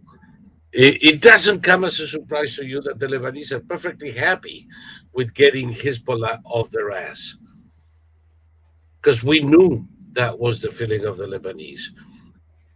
It would be the Lebanese government begging Israel behind closed doors not to leave. Not yet, because it's a guarantee that they're not going to have Lebanon on top of their backs again. But there is more. Contrary to some claims, you and I have been saying all the time that Biden was slow walking Israel and denying weapons to Israel. And some people said we were crazy. Well, Trump, just this week, lifted a ban on a particular kind of weapon that the U.S. refused to supply Israel with for the past year. It's this beauty.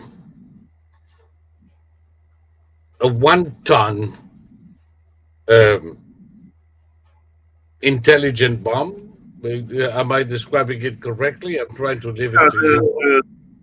The dumb bomb version is written on the side. It says Mark 84, 1,000 kilos. And when you put these, you put this kit on it, it makes it a smart bomb. Then it becomes I forgot. I used to know the terminology, but yeah, it's a Mark 84, 2,000-pound bomb. And somebody told Biden that the Israelis were using these to flatten civilian households in Gaza, so he banned them. He refused to send any more to Israel, and the Israelis weren't using these on civilians. It looks like or in Gaza, for that matter. It looks like the one in the center is probably a bunker buster. It seems to have canard wings on the nose, and these are the sort of weapons you use to, like, if you drop, say, 8 or 9 or 10 of them down the same hole, then you're going to reach whatever's buried down there. We have a 5,000-pound bomb that is it that one? No, it's the mother of all bunker busters. Yeah, the Moab. That thing can cut through 200 feet of concrete. So we haven't given any to the Israelis, I don't think. But with these, it was these that they used to kill. These are 2,000 pounds in Lebanon. Yeah, these are 2,000 pounds, which is a significant. But this is not something you can use in Gaza. Right now, I don't think there is any other target for Israel to use these bombs than Iran. Yeah. Yeah, and they've always said, they've been saying since October 7th that none of this is ever going to stop until the mullahs are basically removed from power. Or, okay, I've been watching news reports by Iranians, expatriate Iranians, and they say that the only country in the world that the Iranians trust to overthrow the mullahs are the Israelis, because they know that of all the countries in the world, Israel has no ulterior motive. Israel is fighting for its own survival, and you can't find a pure motive for overthrowing the mullahs. The Israelis could definitely do it if they destroy the military capabilities of the Islamic Revolutionary Guard Corps. They blow up all the barracks and kill as many of those bastards as they can. The mullahs are basically going to be left defenseless. The question is, will the Iranian army rise up and, finish the job? It's odd. The Iranians are the most passive of all the countries ruled by brutal dictators. Um, they've had several chances to they've come really close, and then sort of nothing happens. And the Iranian army always declares itself neutral in these things. The military never puts down the civilian protests or anything, but it also never goes in on the side of the protesters. Right. Um, I don't know. I understand why the Iranians don't want the Americans to overthrow the mullahs, but they're perfectly happy to see the Israelis do it. So I think it's more likely than not that the mullahs' days are numbered. At this point, unless we drop soldiers in Iran, which we're not going to do and it's not necessary, the Iranians don't care who the fuck bombs the mullahs into oblivion. Most of the Iranian population has just had it. And it doesn't matter whether you talk to people in Isfahan or in Tehran. It doesn't matter if you talk to people in the countryside or the cities. They are sick and tired of the mullah's rule and living like shit. And many of them are still, we're talking about what the reaction of people might be to 4 months of misery in North Carolina, or so far a couple of weeks of misery in LA. There are people who have never recovered from earthquakes in Iraq 4 years ago. Mm-hmm. And to this day, they're living on the streets. They are ready. They are ready. There are unofficial polls that a majority of Iranians would welcome a return to the monarchy, which even 10 years ago was inconceivable. 7 years ago was inconceivable. Now they want it. All of a sudden, the son of the Shah, who was a non-entity in Iranian politics 6 years ago, is rising as the leader of the opposition. But that's because they're really sick and tired of this shit. It is a golden opportunity that we have to do away with the nuclear program and the major destabilizing force in the Middle East. Mm-hmm. Mm. Um, mm.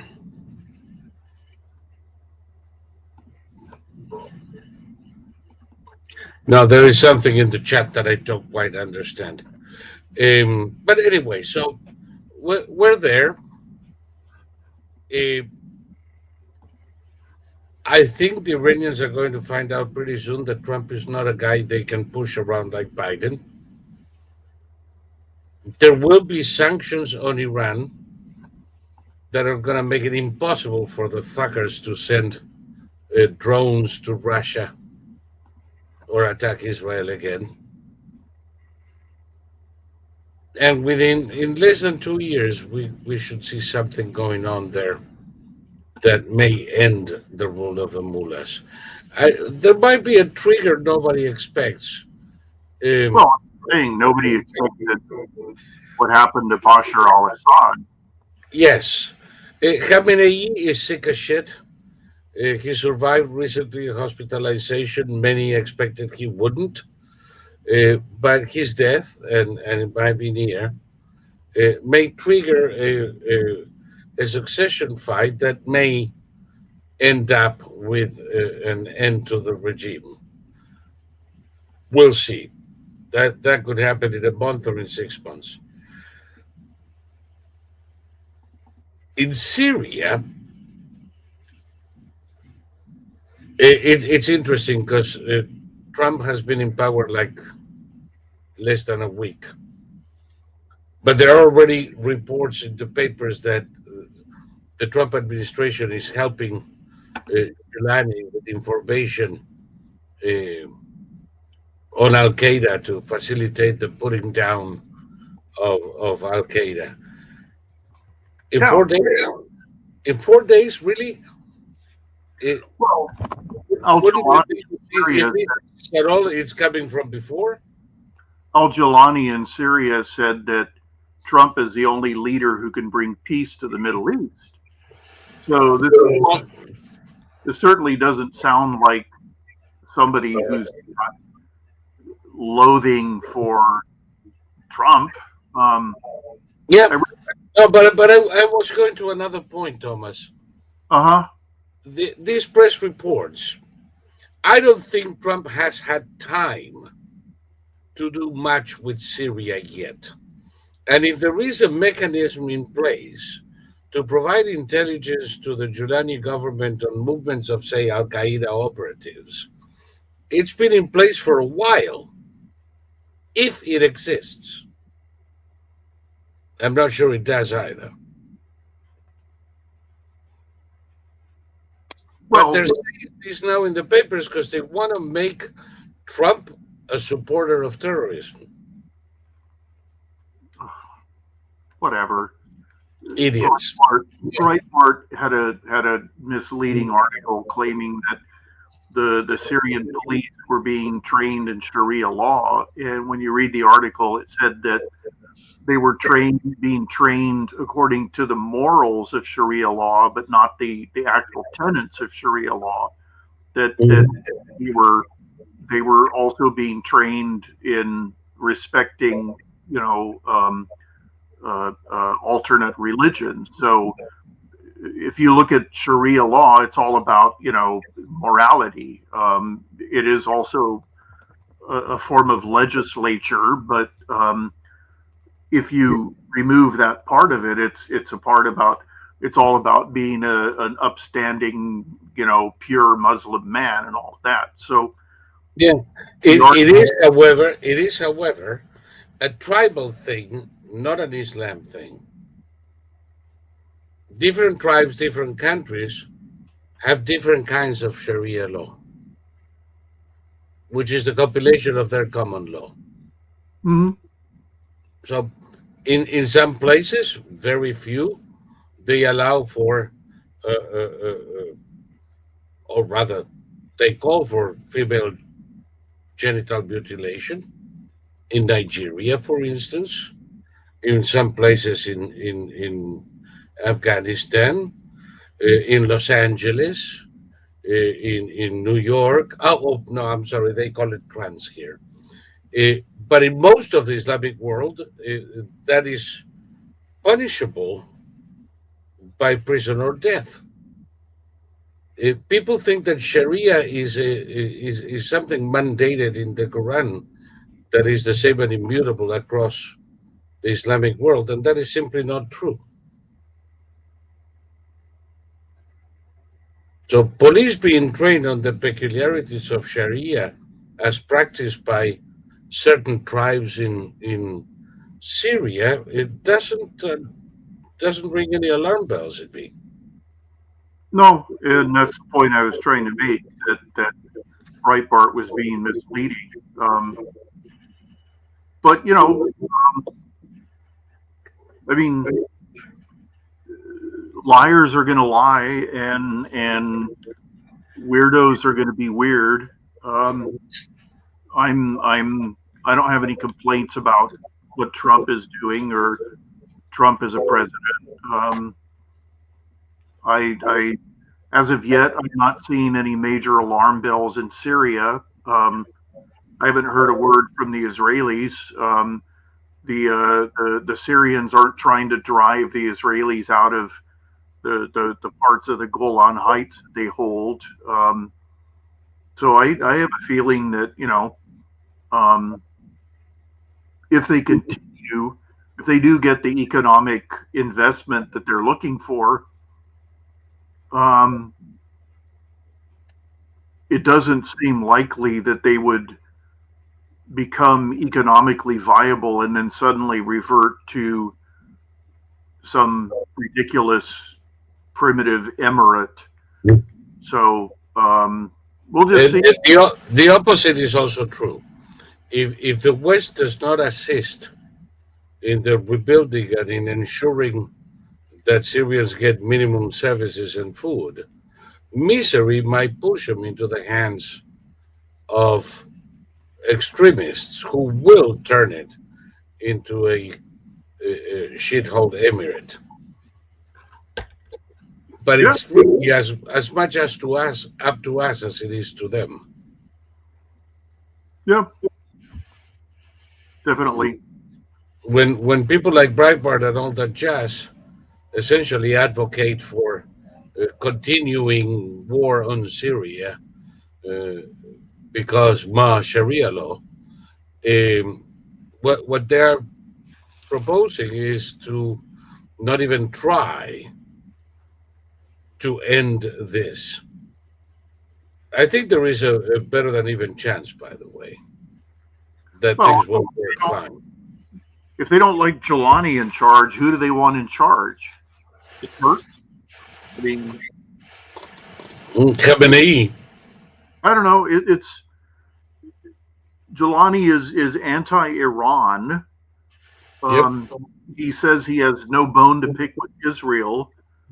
He praised Trump as a unifier for the Middle East, someone who could bring peace. You know, are you going to find those qualities in anybody else who's on the scene right now? You know, yeah, I don't think so. Not even the Kurds, frankly. no, not even the Kurds and the great bringer of democracy, Bashar al-Assad. I mean, he was a state sponsor of terrorism, and he holds the world record for killing the most of his own people with the use of chemical weapons. He outdid even Saddam Even Hussein. Saddam. So do you want him back? Are you happy? Was he a natural ally of ours? I mean, I want him back in hell. well, I if want him you back if in you hell. believe what people are saying, what various sources are saying, the Russians are trying to poison him to get rid of him. I can see that. He cost Putin his little toy port. The Oh yeah, and the airbase. the current Syrians invited the Russians to bring in their ships to load up all their equipment, and then they immediately impounded the ships and unloaded them themselves. So, Yeah. Haha, a that was in Tartus and very in Latakia, yeah, and in Latakia they lost the airbase too, yep, and they've lost the possibility of conducting any activity in the Mediterranean now. They have nowhere to refuel, nowhere to port, nowhere to stop anywhere in the Mediterranean. And of course, the only alternative for them is to get ships from the Black Sea through the Bosphorus. Guess what? As long as you have a war with Ukraine, Russian ships are not going through the Bosphorus unless they are disarmed. And now Turkey is demanding that Russia return Crimea to Ukraine. yeah. No, I You know, mean, talk about being fucked. yeah, the Russians are going to be left with like Archangel. I don't know. Putin is turning out to be even more incompetent than Tsar Nicholas II. Um, I don't know. It's pretty amazing. Or Chernyenko. Yeah, And right now he's as effective as Brezhnev between the time he died and the time they admitted he died. Remember that? oh yeah, What was it, 79? The guy spent 2 weeks embalmed before notice of his death made it to the news. well, Um, there are all these Russian jokes that how did they know he died? Well, one of his arms fell off and sawdust started pouring out. yeah, and that may happen to Putin any time now. I honestly believe I always thought that he would end killed by his own people, his guard, his generals. Right now, I think he's near that moment. Well, once the economy collapses, I mean, what are the Russians going to do? Um, if there's literally no cash exchange in the country because nobody has any money and the government has no money and the banks have no money, what are they going to do? It's going to be astonishing. Yep. Right now, again, like last winter, the people freezing in Russian cities because the heating doesn't work. Yeah, Uh, they're running out of oil, out of gas in gas stations across the country. They're royally, thoroughly fucked, and the Western press is not reporting correctly what's going on in Russia. It's way more dire than they let you know. yeah, because they can't let you know. It's not part of the narrative. Russia exists as a moral balance against the evil United States, and Yeah, you know, that's the Obama doctrine. yeah, and it's the press doctrine. Obama Um, doctrine. I don't know. The older I get, the less patient I am with all of this. Um, it's just Oh, it so happens to you too. it's just so foolish. It's foolish and it's boring. It's I find myself unable to listen to so many people because they have nothing to say of any value to me. And this is why I don't watch any of the news. You hear people bitching constantly. Oh, Fox News is no better than CNN. I haven't watched Fox News. I stopped watching Fox News during the Iraqi invasion, the invasion of Iraq. So we're talking 22 Yes. years ago. I haven't watched them in 22 years. Holy crap. Yeah. Holy crap. 32 years. Okay. I thought I was a pioneer, but I stopped watching them in 2012. I stopped watching them because they were misreporting on the war. They were showing combat footage live. They were live streaming footage, and they were lying about what we were seeing, and it infuriated me. Um, they were puffing up the Iraqis. It was all about once they get to Baghdad, that's where the real fight is going to be, and our poor, inexperienced troops who have not been trained in urban combat, they're going to be slaughtered because they're going to be going up against the crack Republican Guard. And The best of I the best. I knew for a fact that the U.S. military, the troops who had gone to Iraq, had been trained in urban combat by the LAPD SWAT, which was the country's first SWAT team. And if you see SWAT officers going into a building, they do what's called the Groucho walk, where they hold their rifle and they Yes. walk with their knees bent. And I was seeing footage of U.S. Marines doing the Groucho walk, so I knew that what I'd heard was correct. And here was Fox News telling us that brace yourself because all these poor kids are going to be mowed down because they don't know what they're doing. And Baghdad did not put up any resistance at all. Mm. How many days? How many days was Baghdad placed under martial law? You got me. Tell me. Not one. There was no martial law and no state of siege. That should give you an idea of how dangerous it was. Of course, there were an attack on the UN. But hey, shit, we have that kind of shit in our streets too. To be frank, uh, the resistance against American troops in Baghdad when we entered was non-existent.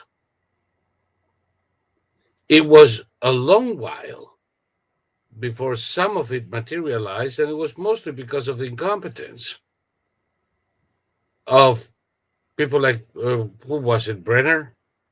Yeah, Brenner. That fucking imbecile.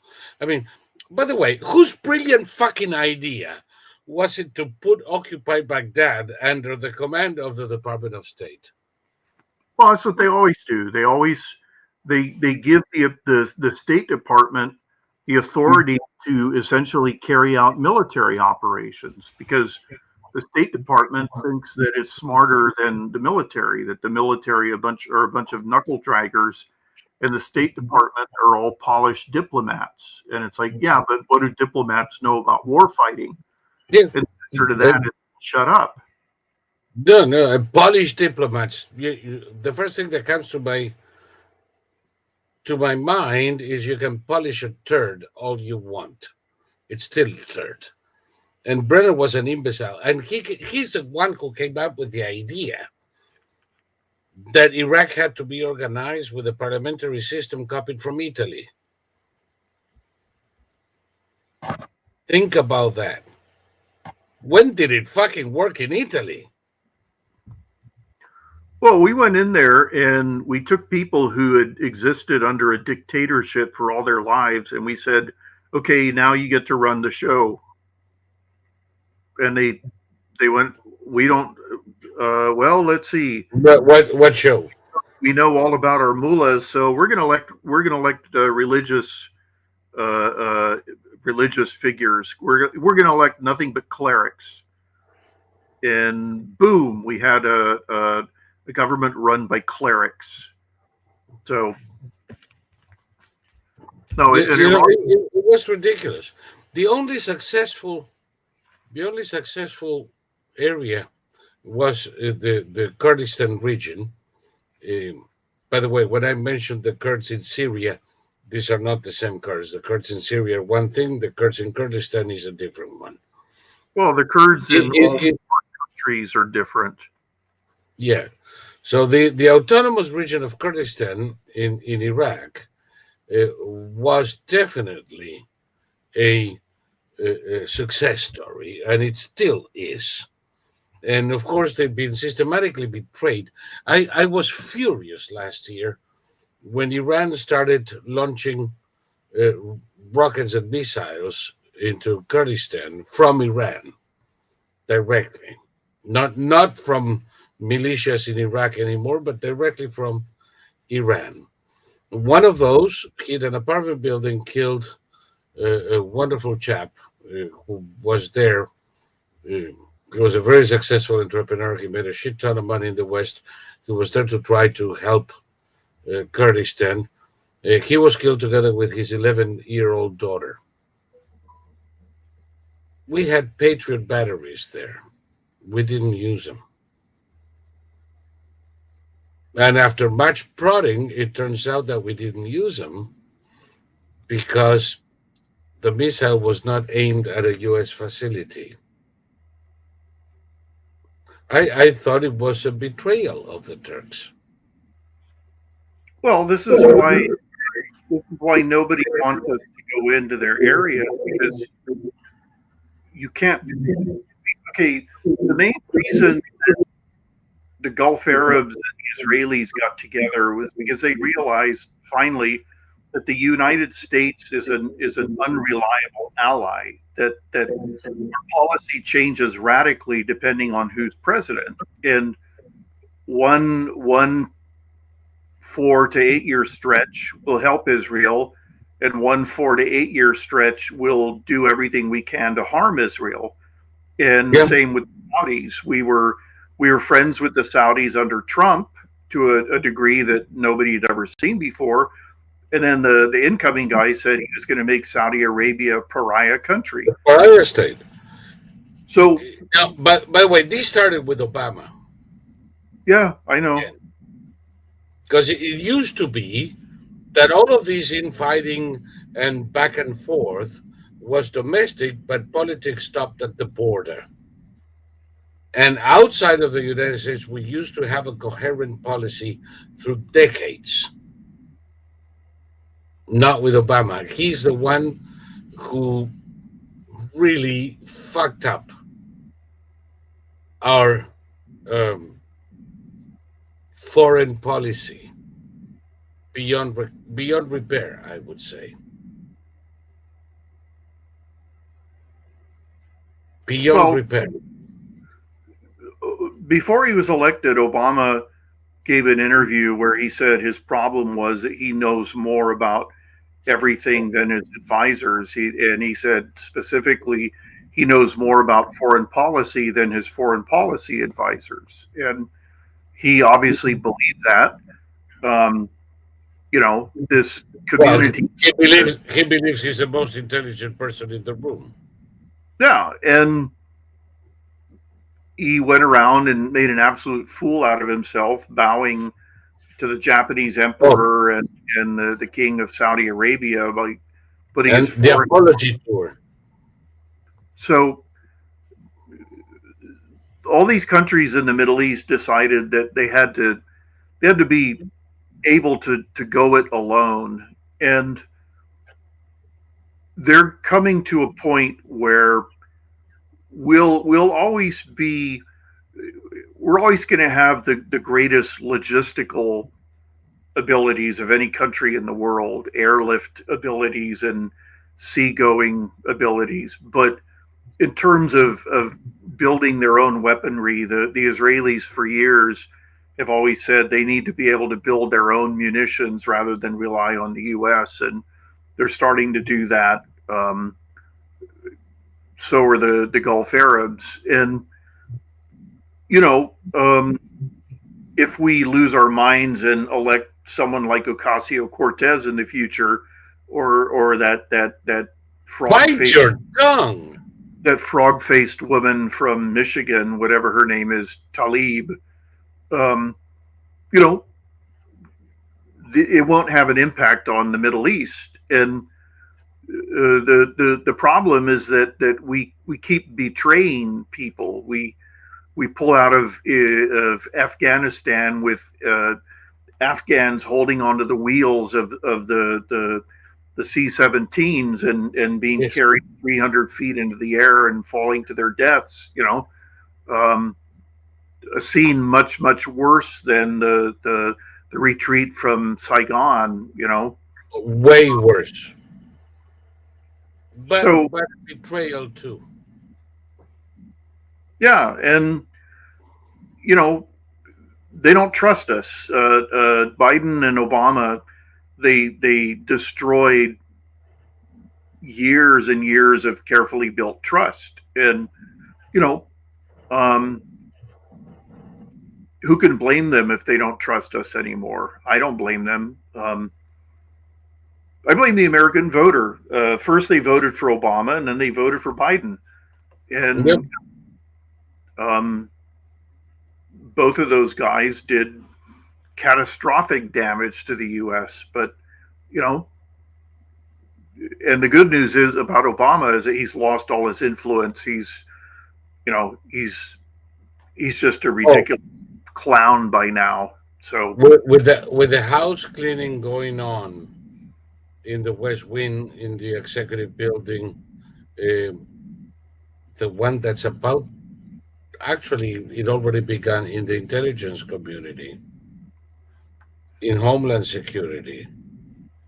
The last of his influence is gonna burn into ashes. He's gone. He's politically dead. He can try to revive OFA. Remember OFA, Organizing for America, that gave us the riots in 2020. mm, Uh, uh, Even that is gone. Even that is gone because the same people who used to write the checks that gave an operative budget to Organizing for America are now with Trump. Mhm. They finally learned the folly of their ways. Most of them. There are a couple that I'm still not sure. But if Obama tries to do organizing for America again, he'll be lucky if he gets a blowjob from Kamala Harris. There's not going to be anything there. Maybe a margarita from Ocasio Cortez. The guy is politically done. That was an especially stupid period in our history where um, a police officer was accused of putting his knee on somebody's neck when it was clear from the video that his knee was on his back. And then the autopsy said that he died of drugs, not asphyxiation, but the cop was convicted of killing him by asphyxiating him. And, Yep.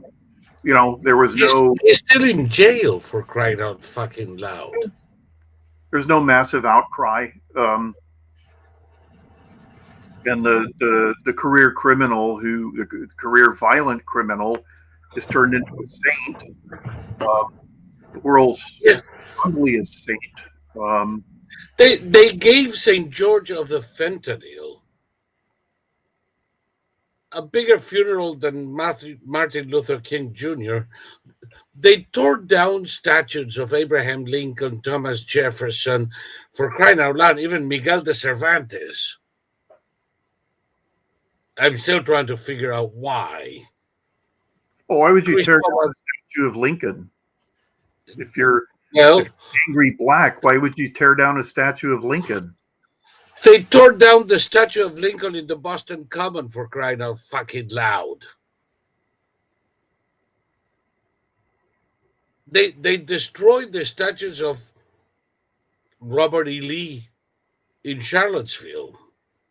The guy who opened up George Washington, now Washington Lee University, to women, for instance. Because they don't tell you that. They tell you he was a general in the Confederacy, which makes him a general in the U.S. Army. They don't tell you what he did after the war. They don't tell you why he did what he did. They don't tell you he saved thousands, if not hundreds of thousands of lives by surrendering when he did. And they tear down his statue. And in the place of these great people who revolutionized higher education, who built this country, who freed the slaves, and in their place they put a statue to St. fucking George of the Fentanyl? What kind of sick society are we describing here? And I'm perfectly happy with some of the things that have happened this week, but I look forward to the day when we erase the last of these motherfuckers from our social life. We cannot tolerate when people come to you lionizing the hoodlum in Ferguson, or the I Can Breathe asshole in Newark, who got what they deserved based on what they were doing. When we stop lionizing criminals and blaming cops, then I'll be happy. Right now, I think we're going in the right direction and taking good strides, but we have a long way to go before we're done. Well, I watch a lot of cop body cam videos, and there was a period of, it happened relatively recently, where every single person who they had to put on the ground and handcuff always said, "I can't breathe." Mm-hmm. And unfortunately, the cop said, "If you can talk, you can breathe." And it didn't stop them. So the cops have gotten over it. They're not afraid to arrest people anymore. But unfortunately, well, okay, maybe it'll change. so many cities are short on police. Well, California, one of the reasons these fires hit so hard is that the fire department and the police department, the sheriff's department, are all understaffed. So, they couldn't protect. The press in this state, they covered up the looting like you wouldn't believe. Like the looters were taking U-Haul trucks into these areas and filling them up. Yeah. So with zero fear of law enforcement. Yeah, and the press wouldn't even film it because it wasn't part of the narrative that we, all the illegals coming to this country are trying to escape some hellhole to get a better life, and it's not that they're career criminals themselves who never miss an opportunity to cause harm to others. But they couldn't guard. They have no patrols in these areas because there aren't enough sheriff's deputies. There aren't enough police officers. California is chronically short on officers now because of the way the state treats its officers. So what do you think? So is New York City. Yep. So is New York City. And like I said, we're in the right direction. Finally,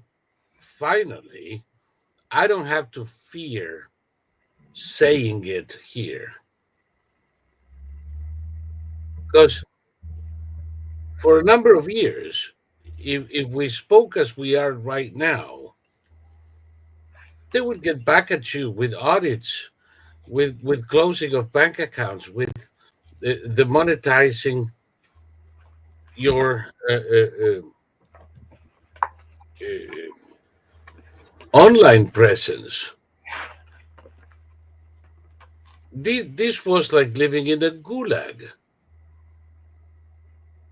You probably remember my rant when we left Uboob. That God, I didn't leave a fascist dictatorship to live under the dictatorship of these fascists.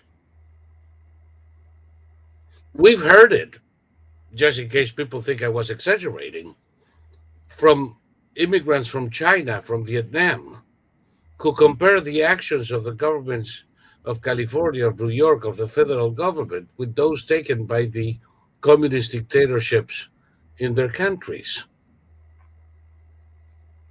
And those people were accusing you and me of threatening democracy. Well, another problem that Democrats have is that they project while being completely unaware that they're doing it. And I never thought that people could really be as unself-aware as Democrats are. They are. So they say with all earnestness that Trump is. Okay, Obama gave a speech in which he was laying out all the threats of the Republicans, and basically what he did was he enumerated everything that he and Biden had done, including weaponizing the Justice Department, controlling the press, imprisoning people for disagreeing with you politically. And there's absolutely no way in the world this guy knew that he was describing himself. He 100% believed he was speaking about Trump. And, Trump has never done anything like that. What the press does is they do what Ted Kennedy said. He said, you put words in your opponent's mouth and then you disagree with those words. It's a very effective tactic. So yes, the press said that Trump wanted to put Liz Cheney up against a wall and execute her. He never said any such thing. No. But it would be such a bad idea. Listen to this guy. The Republicans are doing everything they can to make it harder for people to vote, particularly people of color to vote. So go to iwillvote.com. Secondly, we're in a situation where we have put together and you guys did it for our the President Obama's administration before this. We have put together, I think, the most extensive and inclusive voter fraud organization in the history of American politics. Mm-hmm.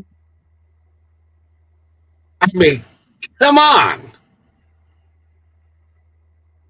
A moment of destruction and it burns out.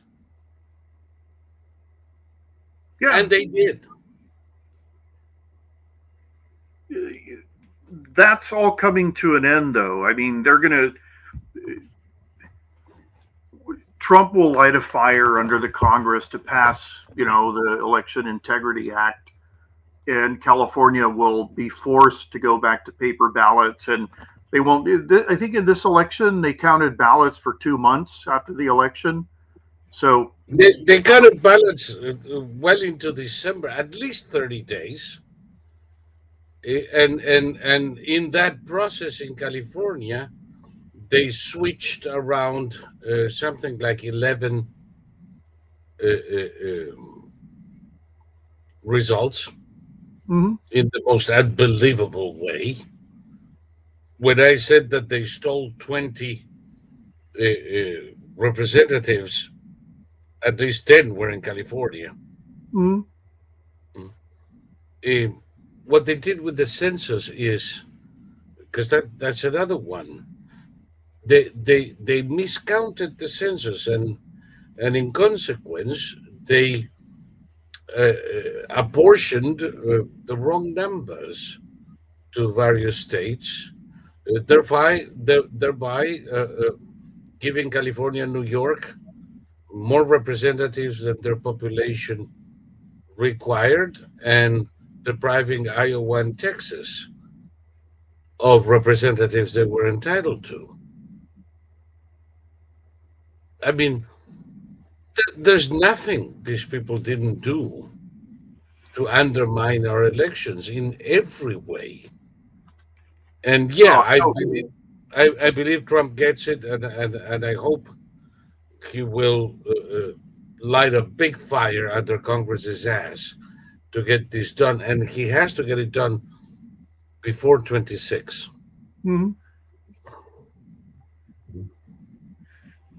So there's time. Look at everything he's done in just the first week.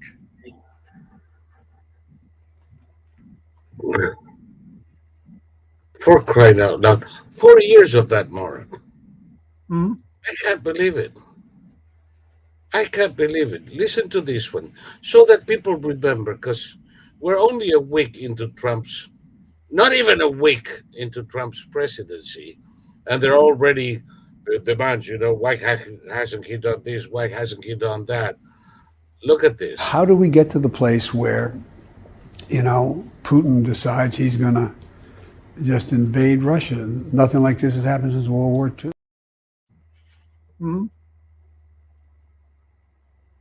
Imagine that. It wasn't going to happen. It wasn't going to happen. Oh, God, I have so many of those. I'm going to erase them from our channel pretty soon. So I might as well give you a couple. Do whatever the hell they want.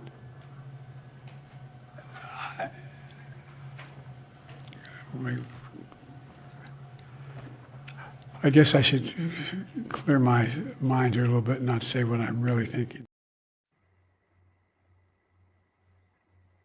Well, doesn't that make you proud as an American?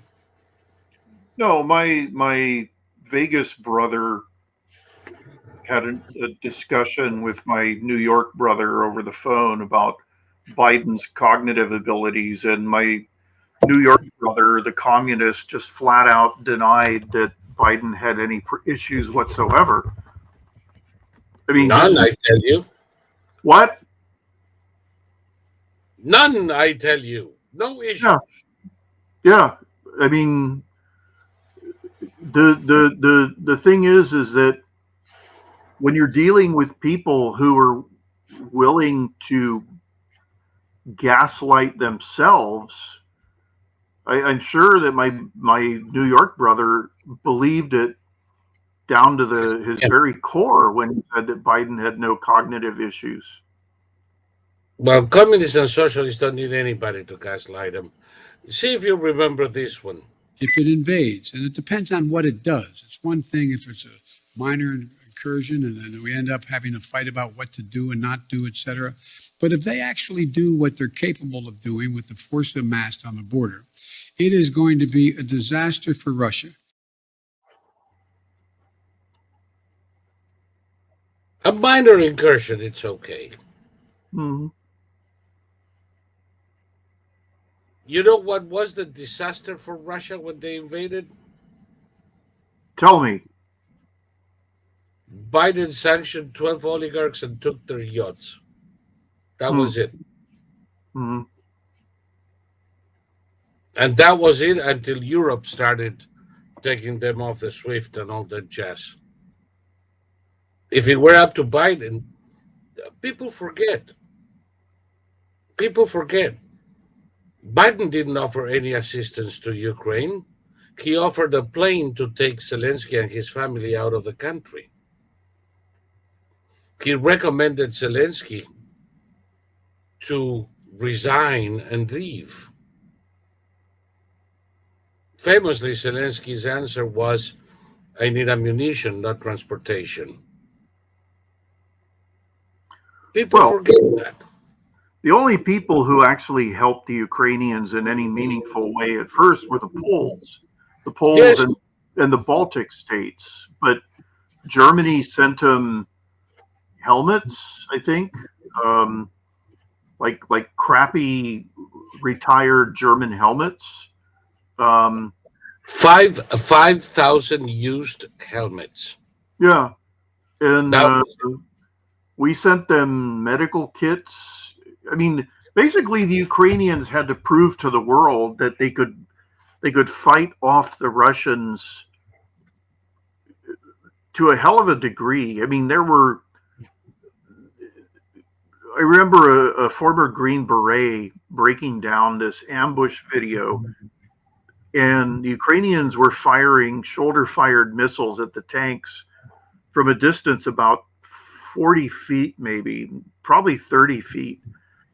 And this guy was saying we wouldn't be allowed to do that. You know, this would be considered suicidal. Well, the Ukrainians did it, and they wiped out the entire armored column. And, you know, they did that over and over and over and over again. And finally, people started giving them actual. I mean, okay, there were pre-war preparations made. You'll hear a lot of lies about how unprepared the Ukrainians were. The Ukrainians knew that the Russians were going to invade. Yeah. But the problem was they had so few weapons, and they expected it to be a hell of a fight that they would eventually lose if they didn't get any help. But they started inflicting such massive defeats on the Russians immediately that it really, really gave them the ability to hang on. And then Europe realized, okay, we can actually fight the Russians. They don't seem to be able to fight. They defeated the main assault column at the Kyiv airport with the police. Yeah. Because the army was all the way to the east. Mm-hmm. Police forces. Yeah, in the early days of the war, anybody who could pull a trigger was being sent to the front lines, and the overwhelming majority of them were not actually trained in combat. They were police officers. They were border guards. The border guards have become a very, very credible fighting unit. But at the time, a border guard, I mean, they use pistols and they use, carbines, and that's about it. But the border guards now are a mechanized infantry force with artillery and all sorts of things. And they had a lot of volunteers. The the Azov unit started out as basically they were football hooligans. Yes. So and they were quite iffy in many regards. They had to be put in line because there were some elements among those hooligans that we wouldn't find sympathetic. well, and when you think about it, a Ukrainian Nazi is incredibly stupid because the one thing the real Nazis, the original, the OG Nazis wanted to do was exterminate all Ukrainians. And they did use Ukrainians in their ranks to as cannon fodder, basically. But if the Nazis had won the war, all those guys would have been put up against the wall. There's no doubt, and you would think they would know it, but who knows why people do things. How many Nazis are there in Germany today? Proportionately, no more than there are in the U.S. Not real Nazis. Proportion. What is it? Less than a half a percentage point? I imagine that real hardcore Nazis, you could count them in the low hundreds, if not in the low hundreds. You saying five Greyhound buses could carry all of them? Yeah, I mean, in Germany, 2 Greyhound buses. Well, you see people with swastikas doing the salute, but they don't know shit about the ideology. They don't know anything about. They don't even know what the hell they're doing. And the ones doing the salute are what, a couple of hundred? Yeah, I mean they're punks. They shave their heads. They're skinheads. But they're not. They don't study the ideology. They don't know anything about, Heinrich Himmler or No, I'll tell you more. The real Nazis in this country today are all Democrats. Of course. Anybody who is a nationalist socialist, it's a fucking Nazi. By definition. When you have a socialist who abandons the internationalism of the First International and embraces the idea of the totemic state, you get a Nazi. That's what the Democratic Party is today.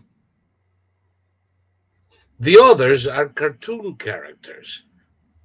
The others are 50 lunatics who they use to scare their children.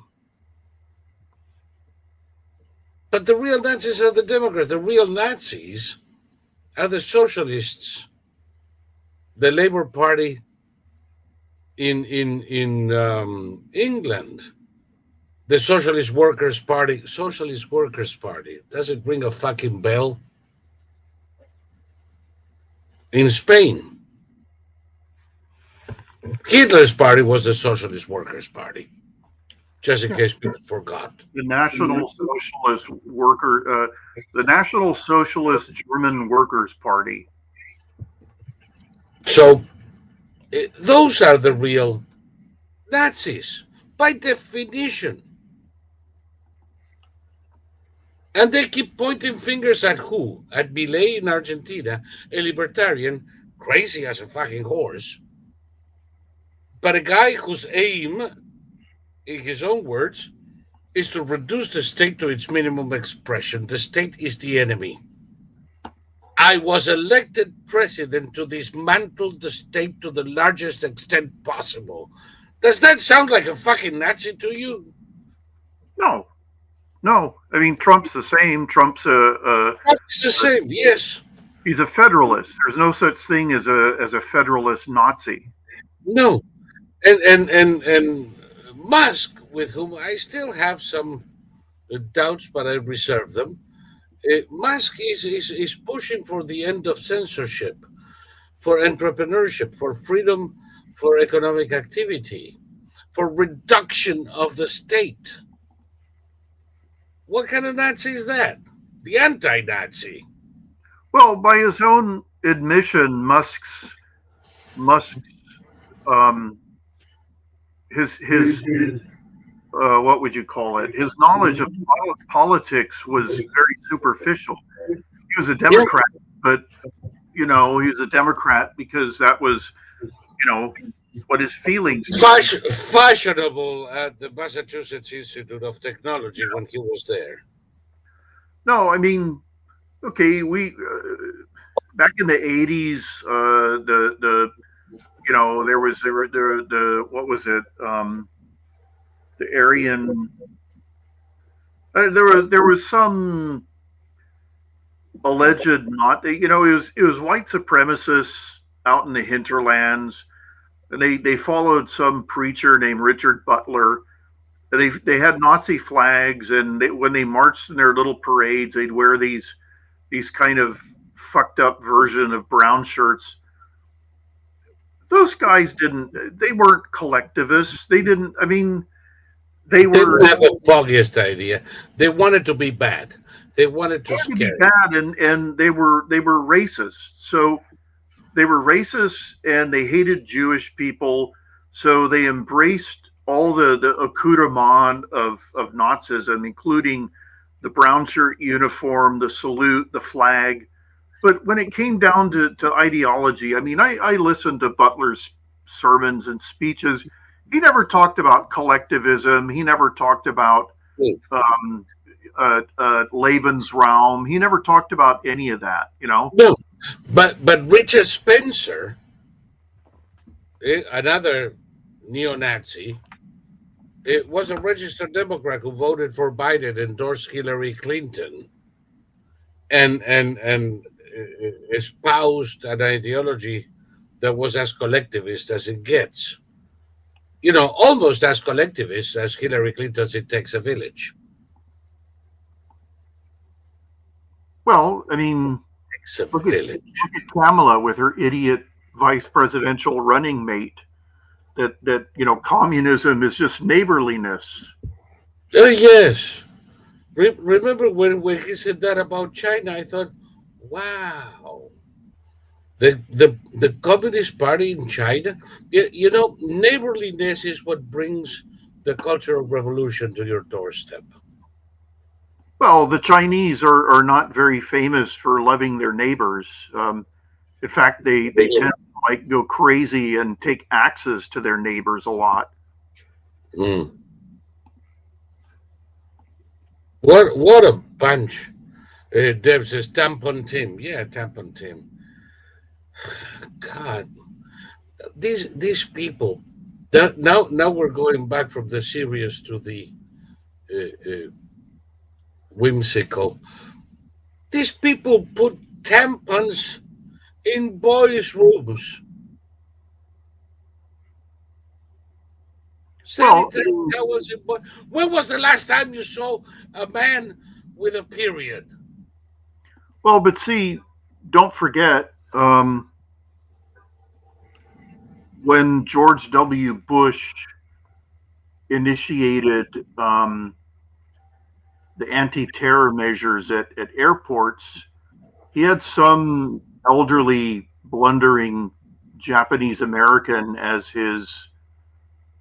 What was he? What was his position? Head of Homeland Security, I believe. But anyway, he said that it was necessary to prevent racial profiling. So as a result, we would search just as many 80-year-old wheelchair-bound white women as we would search or question. We would question 80-year-old wheelchair-bound women as we would young Middle Eastern men, because it was a matter of fairness. I remember that. I became aware of that before those. I was on a flight from Portland, Maine to Miami. I had to change planes in Newark. And after 9/11, I was already in the sterile area of the airport. So I go to the gate.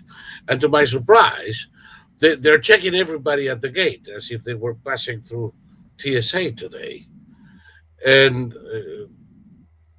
that had never been done.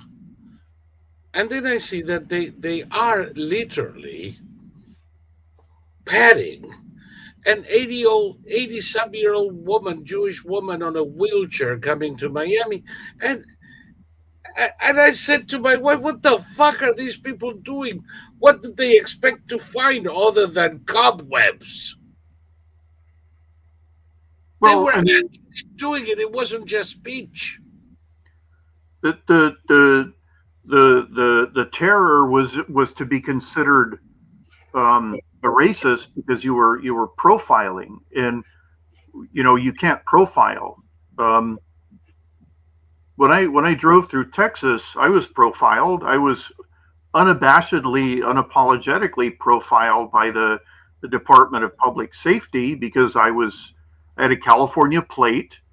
I was driving a Ford Crown Victoria. I had a ponytail and I had a beard.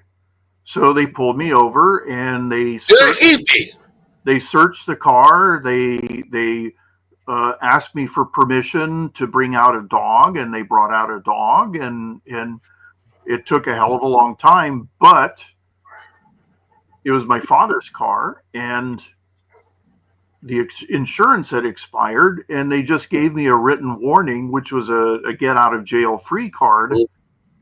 And if I had refused permission and made them go get a warrant, things would have gone differently. But I had nothing to hide, and you bet they profiled me. I didn't feel insulted. I didn't feel hurt.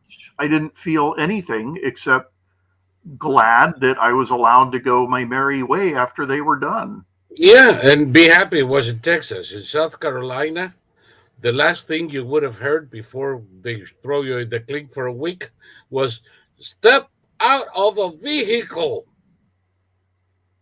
That's exactly the vehicle. You are, Blather, you were in the 1980s with a fucking ponytail and a California license plate in South Carolina near Scottsburg. Punk, you were going to be a week in the slammer before a judge released you. Just for looking like a fucking hippie. But that was then, not now.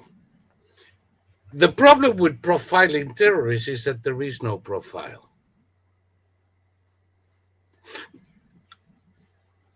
I remember an Irish woman, looked like a daughter of St. Patrick's. Red hair, blue cow eyes, square chin, portrait of Erin. She's the one who got a bomb into a Pan Am flight. And they caught her just in time before we had another Pan Am 103. And it was her boyfriend who prepared the bomb in the bag and gave it to her, because they knew that he was going to call attention at the airport, and they expected she wouldn't. How do you profile her? Are you going to stop every Irish woman from now on in case she's betting a terrorist?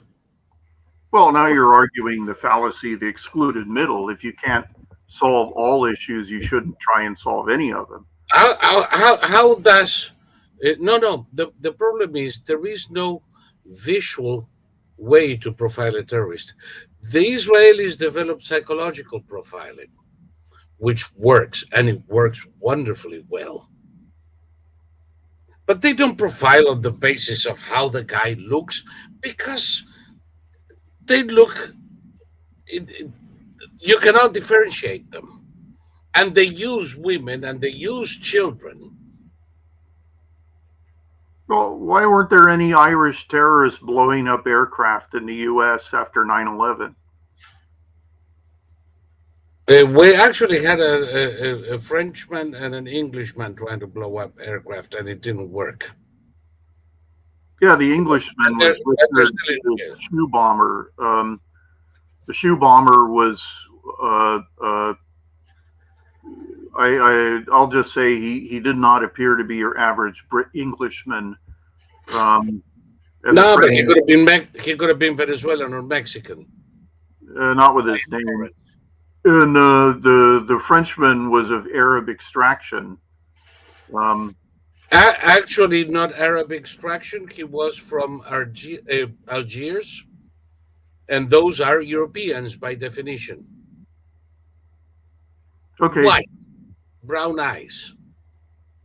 Al-Zawahiri, white, blue eyes. There is no physical characteristic.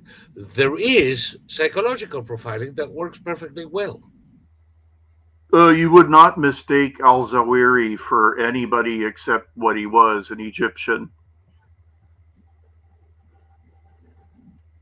Actually, you would have mistaken him for a Greek. I'll get you pictures for next week. That's okay. For next week, you're gonna crack up. Not necessary. Just get the beard out. Get the beard out. The guy could have been from Thessaloniki. Well, shave the beards off of all of them, and you get what you get. The point is that there were no red-headed, blue-eyed Irish women blowing up aircraft in the U.S. after 9/11, and you know we didn't profile people based on a random set of values. Okay, search all Arabs. I mean, there was intelligence involved. There were different factors that went into it. Yeah. But by the way, I'm not against profiling. What we're talking here is how you profile. Right, and the whole point, that the thing that started this fiasco was that I said that we had a head of intelligence who was saying that as a matter of fairness, we had to search old wheelchair-bound white ladies. Yeah, and, you know, we agree wholeheartedly. The guy is fucking nuts. Enough to be a loony bin. By the way, since when is it a matter of fairness? Well, that's the thing. I mean, the world is unfair. Life is unfair, and you know, fairness doesn't enter into it, and it shouldn't be a part of it. And if somebody gets offended, I don't give a shit. Well, that's the thing. I mean, if you're in charge of national security and you're trying not to offend people, then you might as well not have that entire department. No, resign and go home. Resign and go home. Somebody here says Norman Mineta. That's right. Yeah, that's the guy you're talking about. Yep. But you know, you're absolutely correct in that. We kind of went through the branches with what type of profiling is or isn't more effective. But the question is that, number one, the notion that profiling in the search of terrorists trying to board a plane on the basis of political correctness is for the birds, frankly. I mean, what kind of imbecile would say that? And he did. And we've had a lot of people in government who pushed that idea to the point that I don't think that TSA is the littlest bit useful. I think they're a waste of taxpayer money at this point and patience. Wouldn't mind if they were dissolved tomorrow morning and let the airlines, pay for their own security screening, as it used to be, and it never failed. Yeah, I don't remember. I think it was when I lived in the Netherlands. It was like the Dutch airport police that did it. You had like two guys at every. Did we have air? Okay, in Venezuela, it was the National Guard. South American countries were militarized. In the U.S., it was private companies hired by airlines. That's Well, what I it remember was. before X-rays, they would just like open your carry-on luggage and rummage through it. And check it out. Yeah. Um, and it only took a few seconds. Yes. And they would ask you questions. What's this? What's it for? Yep. But yeah, the TSA. I mean, you keep hearing these stories. They get, they test them, and they 100% of the fake bombs get through. That sort of thing. The TSA has a 97% failure rate overall, and that includes, uh, bombs, knives, guns. Uh, there are people testing them constantly, and they constantly fail the test. Yeah. I'm not recommending people to test them on their own, because probably those who are testing them know a little bit more about the system and its vulnerabilities. But that's the idea. The point is that anybody who knows a little bit more about the system and its vulnerabilities can do whatever the fuck they want. Not to mention the fact that going through TSA is not the only way to get into a plane.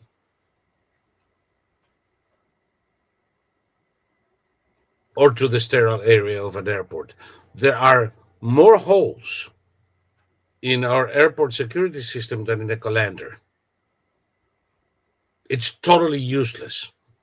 It's a waste of taxpayer. Not only is it a waste of taxpayers' money, the fact that people who will never step into an aircraft are paying for the security check of those who fly, so that airlines can sell cheaper tickets, because the American taxpayer is picking up a portion of their cost. I find obscene. Let the airlines pay for security. Let the passengers pay for it through their airfare, and leave the rest of the taxpayers the fuck alone. And get rid of an organization that has absolutely no incentive to be efficient or fair to the passengers. I really don't like him. Am I giving you that impression? Well, I mean, nobody does. They're not famous for their personability, and since they're incompetent on top of that, I don't know. Mm. When I had to go to the IRS in downtown LA, I had to go through metal detector, and they had an X-ray machine, and it was private contractors. Wasn't even government workers. It was all private contractors hired out of LA. Yep. In the old days, it was private security companies hired by the airlines. And it worked. And it worked wonderfully well. The assholes in 9/11 did not carry a single illegal item onto their flights. Think about that. Yeah. And, security guards, the same thing that after the shoe bombers, they decided to start having everybody get their shoes off and put it in the X-ray machine, or after they got another one with liquid explosives, they forbade liquids, and all of a sudden you had to throw your bottle of water before you went through security. They're always a step behind. So if the law had been changed, well, from now on, no more box cutters, then no box cutter would have made it through. That part of the system was working. The law was behind the events, as it usually is. I keep saying, I hope that no terrorist does a papillon to carry a bomb onto a plane, because I refuse to bend over at TSA from that moment on. And they will do it. You're going to have a cavity search to get into a plane because it's always a knee-jerk reaction. But No, they'll just put up a body scanner. that's it. And does it make a difference who operates it? Or what about all the gamma rays everybody's absorbing? I don't care. Do you have any idea what gamma rays you're going to be absorbing in 14 hours on that fucking sewer pipe flying all the way to Tokyo? Yeah, a lot. You think a little bit more in the X-ray machine is going to be worse? Or it's going to make it worse? I don't think so. X-ray, the attendant leaves the room. They used to hide behind this lead-lined little what you call it, partition. Now they just leave the room. It's a different machine. Now they leave the room, they go behind the thing. But you see, that person is there every day, being exposed to the damn thing every hour of every working day, which is not the same as going through a machine for 5 minutes. 5 minutes, for 1 minute. It's not the same thing. They don't have to cover you when you take an X-ray machine. It's the X-ray operator that needs coverage because that poor fucker is exposed to it all day long, every day of his miserable life. Actually, the last time I went to the dentist, they put what was like a lead-lined bulletproof vest over my body while they X-rayed my tooth. Oh God, I would tell him to shove it up his ass because it doesn't make any sense. I'm exposed to far more radiation on the first hour of flight out of Miami to DC than in 10 years of going to the dentist. People are nuts, you know. We should know that. Remember that the people who create these regulations are the same ones who told you that the COVID was of zoological origin and that the vaccine was 100% effective. Just saying. Well, by the end of that disaster, they were telling us that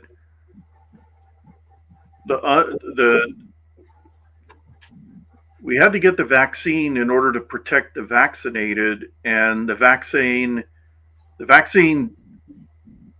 as compared to the unvaccinated, there was no difference whatsoever, but we still had to get it. It was just this pure madness. It was like one of my nephews, he had this terrible habit when he was little where he would watch a Star Wars movie, then he would have to tell you the whole thing. Like in time with the movie. So if you let him, he would like sit there and babble at you for like 2 hours. And it was really bad. It was like, you know, you had to tell him, you had to interrupt him and say, "Oh, I know, I've heard of that part, but what about," you had to steer him along because otherwise he would just sit there and just monologue for like 2 hours straight. And I don't know.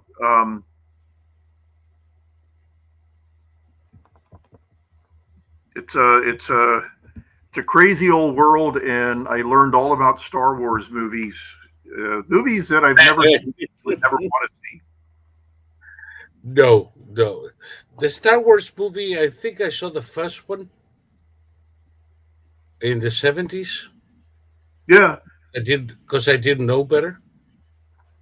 And that was it.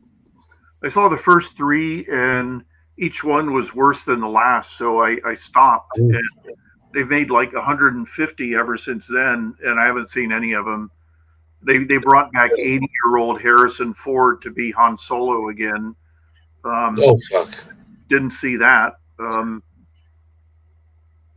Yeah, he made a campaign ad for Kamala Harris. It was in black and white, and he was filmed with this. He was lighted from above, so he had like these black caverns for eyes, and he was all grim and grand and foreboding, telling us that Kamala was she's gonna preserve free speech, and it was like an anti-political. It was like an ad made by Trump. You know, it was amazing. It was the worst thing I've ever seen. It was like a terrible ad, and he was so off-putting in that ad, and everything he said was so childish. That if Trump got elected, we would no longer have free speech. And it's just like, Harrison, go crash. Aren't you feeling oppressed already? The craziest thing about all of this was that he already served a term, and they were acting as if he was an unknown quantity. And there are TikTok videos being put out to this day with people weeping in terror, begging people to protect them from the evil Trump who's going to come for all the transsexuals. And it's like, well, they need protection from me. Well, it's like, honey, Trump doesn't even know you're alive, and if he did, he wouldn't care.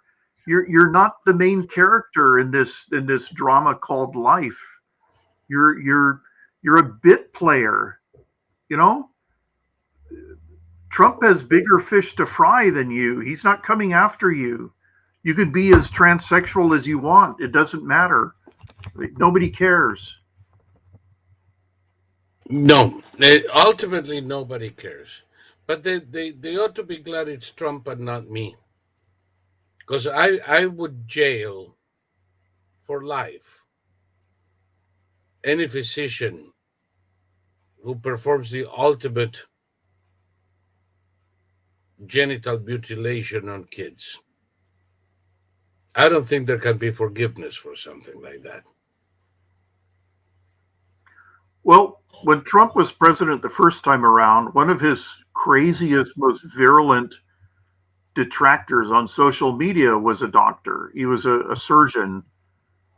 And this guy was a maniac. Trump would tweet once, and this guy would post like 150 tweets in response.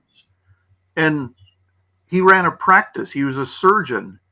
It's like, doctor, do you ever do operations anymore? Are you spending all your time on social media?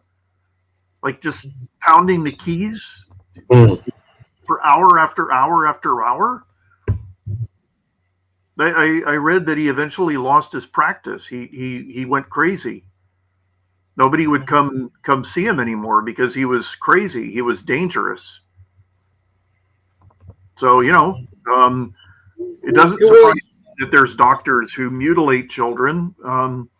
It's for the politics of it all. It's for the politics of it all, and that's why they should go to jail. Period.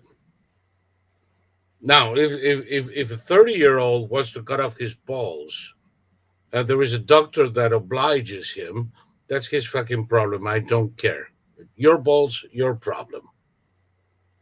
But with anybody under 18, no. That's criminal. That's the ultimate abuse of children. The same assholes who condemned Islam because a primitive tribeswoman from Nigeria decided to do a female circumcision on her daughter in Michigan, it's okay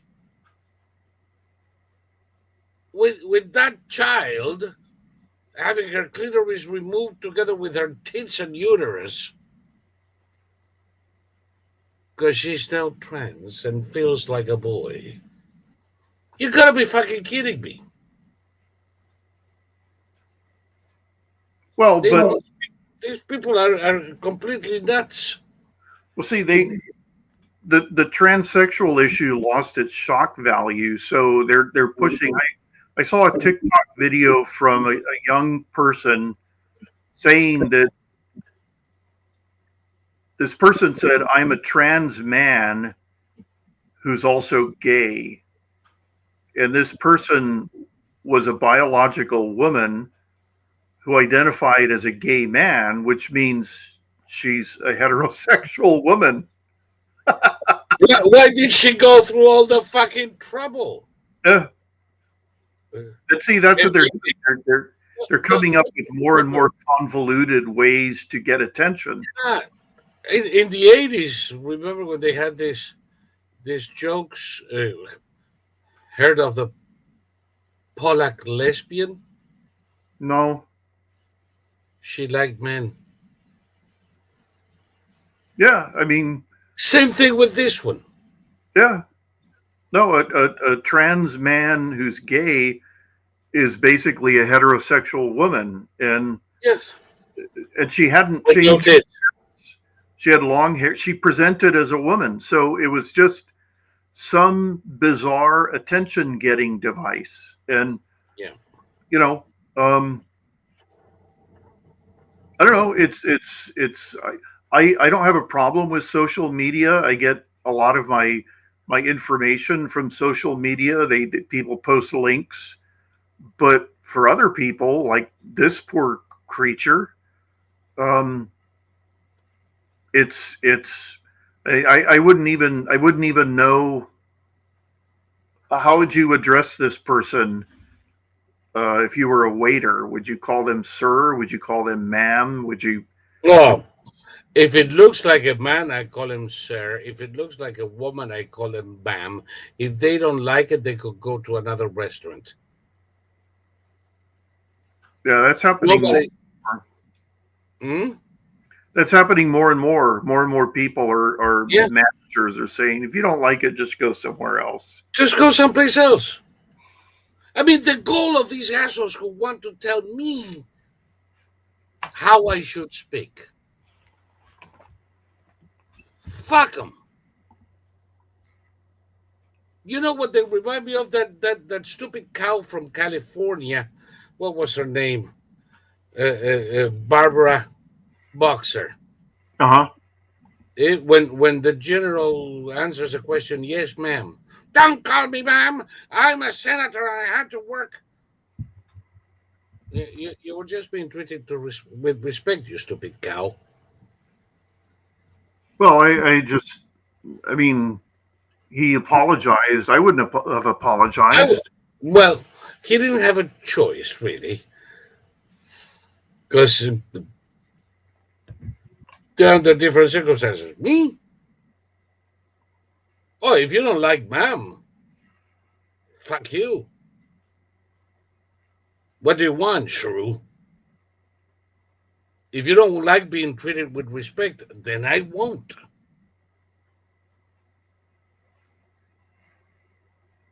No, these people are insufferable.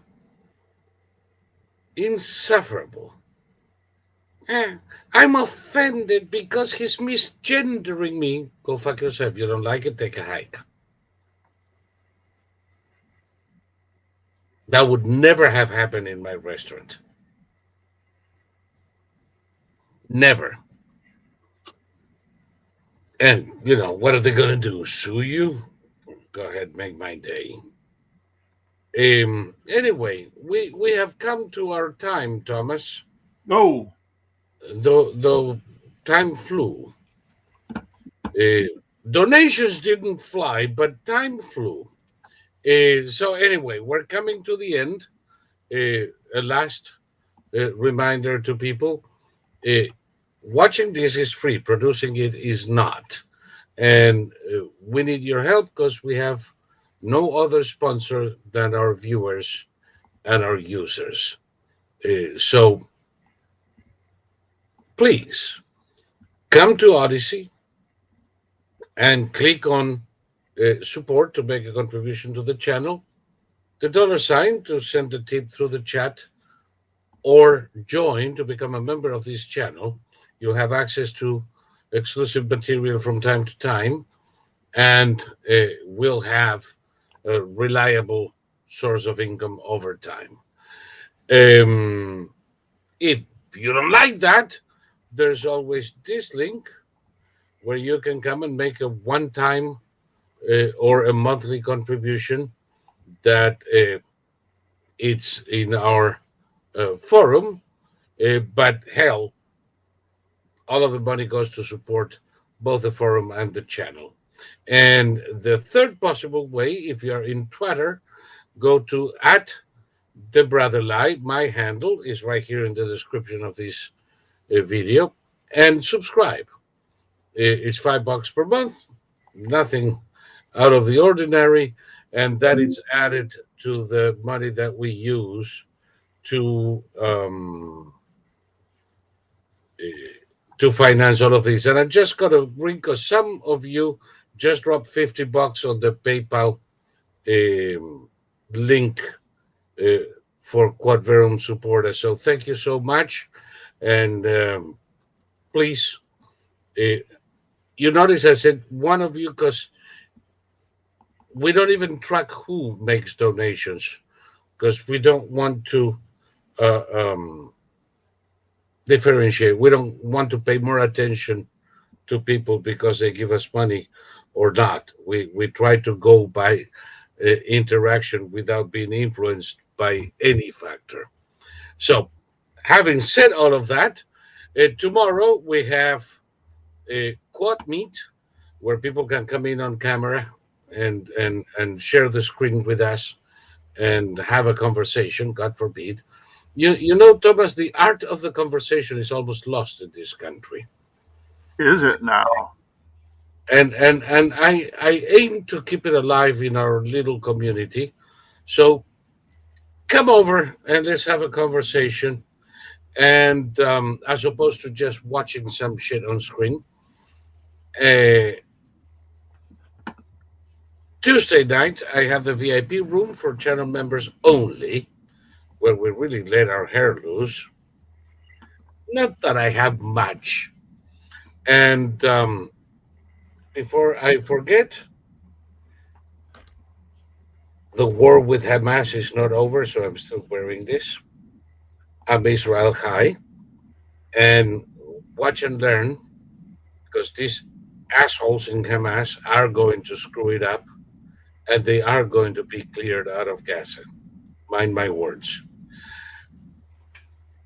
Anything on your end, Thomas? No, I think we've covered everything.